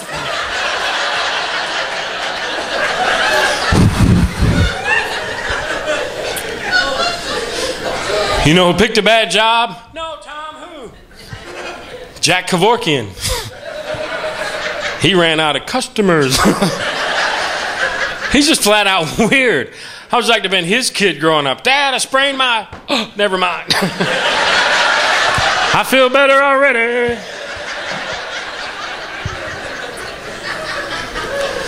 I like to watch the news. You guys watch the news? Sure we do. You're probably on it every now and then.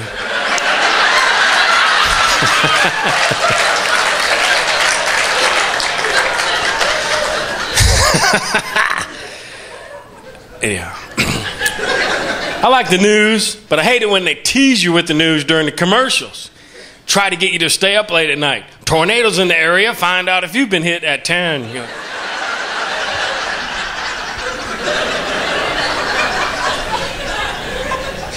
I'm going to stay up a while. I like weird stories in the news. This happened when I was in Pittsburgh. At the end of the day, they found 2 eyeballs on a bus. Yeah, could you imagine getting home? You're like, oh, shit. I think I left my eyeballs on the bus. Have to call them up. Hey, I was on the number 16 West Side today. One of you found some eyeballs in one of the seats? Blue. That's my favorite joke. Blue. This happened where I live. A guy and a girl went to a bar and got in an argument. Who'd have thought? Went outside and she ran him over with the car 3 times. First of all, I'm laughing at the guy for getting hit 3 times. All he had to do was stay inside.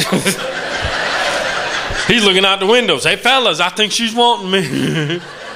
Look at her revving the engine, flashing the headlights.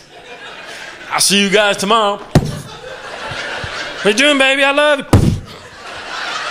I'm going to kick you. It's like, man, I got deja vu and broken legs. I watched NBC Dateline. They had a show on about sex addicts. I'm like, boop, we're watching that. Because I might be on. I'm a sex addict. Anybody else? Just me and that guy.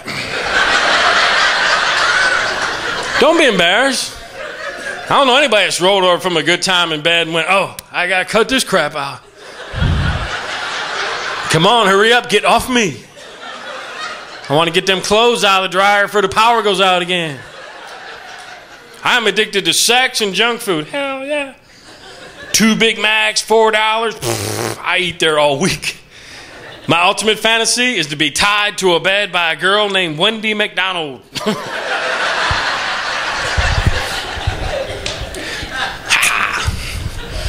So where do we go after here? Backstretch. Where? The backstretch. The backstretch. What is that? It's a bar? That's it? They got booze. They got booze. Beer. And if you're there, they'll have a stripper. And if I'm there, they'll have a stripper. Ooh, now you really want the people to laugh. You ain't seen me dance, dude. It's the waltz of the adult mutant ninja turtles. Just gonna be you and me. I heard that, Joe. That's got to be the best job in the world, dancing naked, don't you think? We've all done it for free. I wish someone would pay me to dance naked. I would practice. I'd be in my front yard with no pants on. People driving by, Tom, what are you doing? Getting ready for work.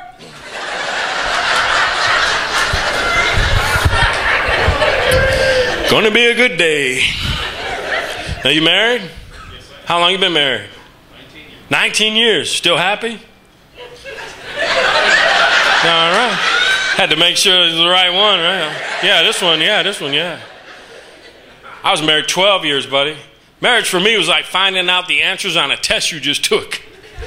Spend the rest of your life walking around going, I knew that. Oh. She was kind of famous, a fictional writer. Maybe you've read one of her checks.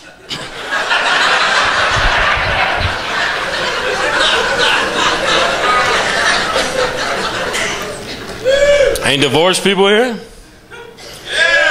Yeah, me and that guy again. I'm starting to see my life right before me in the darkness. I had to learn to be single again. Like now I'm single, I got money. You know what I did yesterday? What I wanted to do. It was great. But I'm still having trouble finishing my own sentences.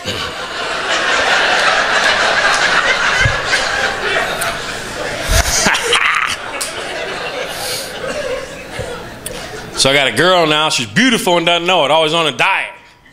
She's been on a diet like 2 years. I'm thinking mathematically, she should be gone by now.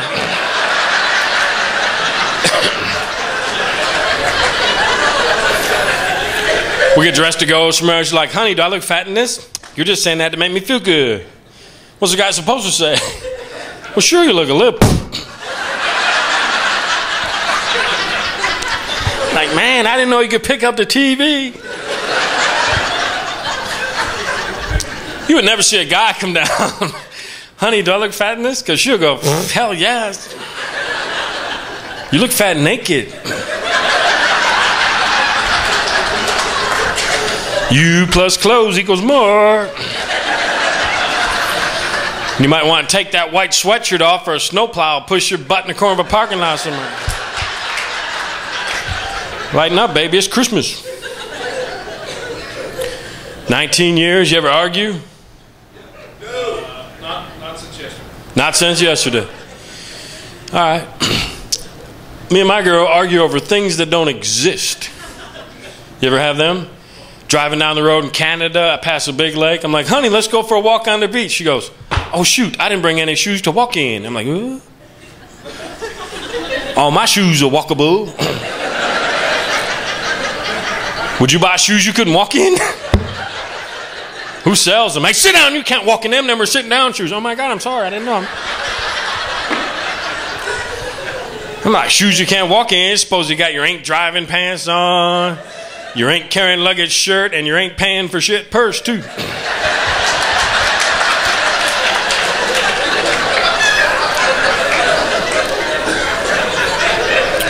So I'm walking home from Canada. Here's our weirdest argument ever. We bought a washer because our dryer broke. You had that one yet? You did? It's the weirdest thing ever. Dryer spinning around. Seizes up. I'm standing in Sears. She goes, what do you think? I go, it's nice, but it's a washer. We need a dryer. Oh, we're going to get a washer too. I'm like, why is that? Because when the washer breaks, we haven't been able to find a white one to match the dryer. Because white is such a rare appliance color. I mean, we're getting a new washer because our other one is yellow. How about if I swing through hardware and pick us up a can of freaking paint?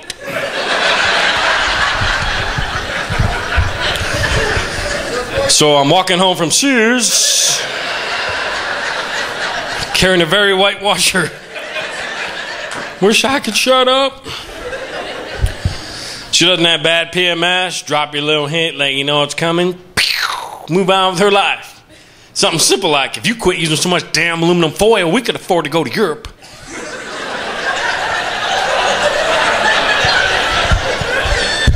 Y'all could be in Delaware tomorrow. That wouldn't be a problem right there. No, I'll just start walking. I got them shoes on.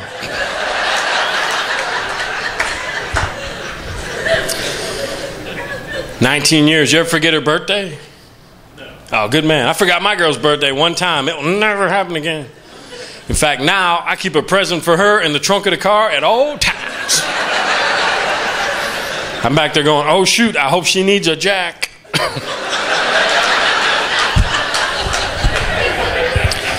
Anybody engaged? Anybody thinking about getting married? Do you guys? If you're in love, here's my advice to you. Dr. Phil, best show for relationships. I watched a different show one day. Topic of the show, men's secret desires. Secrets nobody knows. Men only have one desire. Ooh, what could it be? I think I will tune in and find out for us. I'm watching the show. I find out on the show the male peak testosterone production period, 7 in the morning. Nice to know that when I'm at my best, there's drool running out of my mouth. Come on, I'm peaking over here. You're missing a golden opportunity.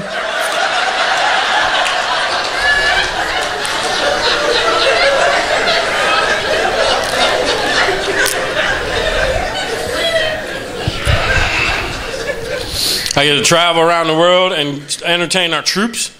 I went to Iraq. Everything went well for me until I found out I didn't get a gun.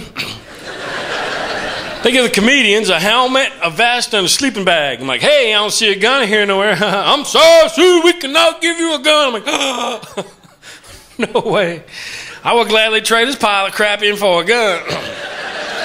I'm sorry, sir, we cannot give you a gun. Oh, great, we're under attack. Don't worry, guys, I'll block for us. Ding, ding, ding, ding, ding. I did so much complaining about not getting a gun, they let me fire a round off from a tank. Yeah. Well, I thought the guy said, sure, go ahead. Turns out he said, get out and don't bump your head. Who knows how to drywall? Stupid thing we did in Iraq, we did a show at night on top of the compound. We're standing in the north somewhere. It was like 9 o'clock at night, pitch black out. The only light for miles, shining on me. Shaking in my boots. I went to Bahrain. They flew us out to the USS Enterprise.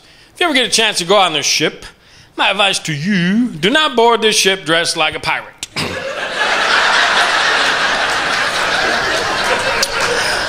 They don't think that's very funny. I get off the thing, I'm like, hey, take me your captain. So I'm swimming back to Bahrain.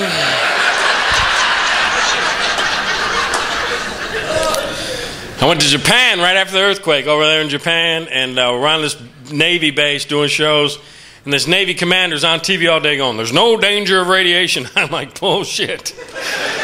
Why is moreover Redenbacher popping and it's not in the microwave?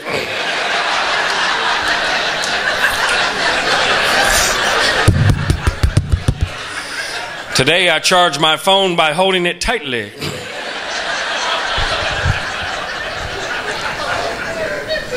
I went to Afghanistan. It was 133 degrees when we landed on the runway. New meaning to the phrase, sweating your balls off.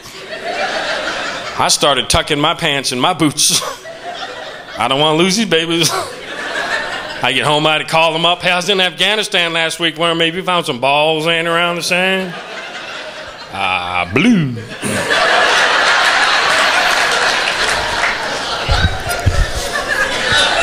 After my show, I'll be selling my new CD called More Bars and More Places. And I'll sign it for you, and then we'll give all the money to Jeff. How's that? So, they're $10, so that's not a big deal there. And it's got like 3 jokes on it. But if you do come up after the show, tell me your favorite joke. I like to hear them. I'll tell you a couple of mine. Retired couple go to the county fair. They're walking around the county fair, and they come across this stand that says, biplane rides for $10. The husband's like, oh my God, I've always wanted to ride on a biplane. Give me $10. She goes, you ain't riding on that plane. We ain't got $10, $10. You ain't going. Blah, blah, blah. He's like, I've worked my whole life, provided for the family. This is the only thing I ever asked for, a ride on a biplane, $10. She goes, well, you ain't going. $10, $10. We ain't got it. You ain't going. Blah, blah, blah. They start arguing fiercely. Finally, the pilot of the plane steps in, tries to break it up. He's like, hey, listen. I'll make you a deal. I'll take you up in that plane. If you can be quiet the whole flight, I'll give it to you for free. But if I hear one peep, $10. So they agree on it. They take off. As soon as the plane's tires leave the ground, this pilot just starts going straight up in the air as high as the plane goes. When the plane can climb no higher, it starts to fall over. He shuts the engine off, and they come spiraling back there. Right at the last second, he cuts the engine back on, pulls it up, hits a few trees, keeps on going. Little ways on down, 2 barrel rows, loopity-loops, and this guy is gone. For an hour, he keeps us up, straight down, barrel rows, loopity-loops. Finally, he gives up. Takes him back to the county fair, lands a plane, shuts the engine off, turns around, and it's just the husband. The wife is gone. The pilot's like, what happened? He's like, well, that first barrel row you did, she fell out. I was going to say something, but $10 is $10.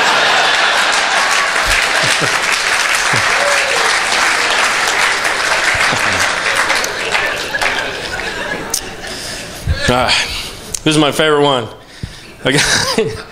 Why are you laughing? I ain't told you yet. I like your effort. A guy sitting on the front porch, and a funeral comes down the road, 2 caskets, a man walking a dog, and 200 men single file. He's like, oh my gosh, what is this? So he runs out to the guy with the dog. He's like, hey, what's going on? He goes, yeah, we're having a funeral here. He goes, yeah, I figured that out. What happened? He goes, my dog here snapped and just killed the wife for no reason. He goes, wow, that's terrible, man. I feel really bad. What's the other casket? And he's like, well, her mom was there trying to save her dog, killed her too. I was like, geez, that's terrible, man. Hey, you think I could borrow that dog? He's like, sure, get in line. That's it for me. You guys are great. Thank you so much.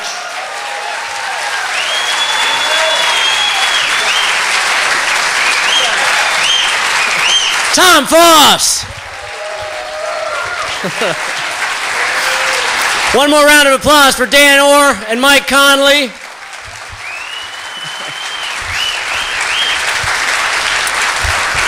Thank you all for coming. The winner of the Rubik's Cube 50/50 is Roger Growalski, so please go out to the Rubik's Cube sign out there and collect your winnings. The raffle winners, the winning ticket numbers are on the whiteboard out there, so if you have your tickets, get them out on your way out. Stop and check it out. Thank you all for coming. Thank you for supporting the fight against cancer, and we'll see you next year. Thank you so much. Good night.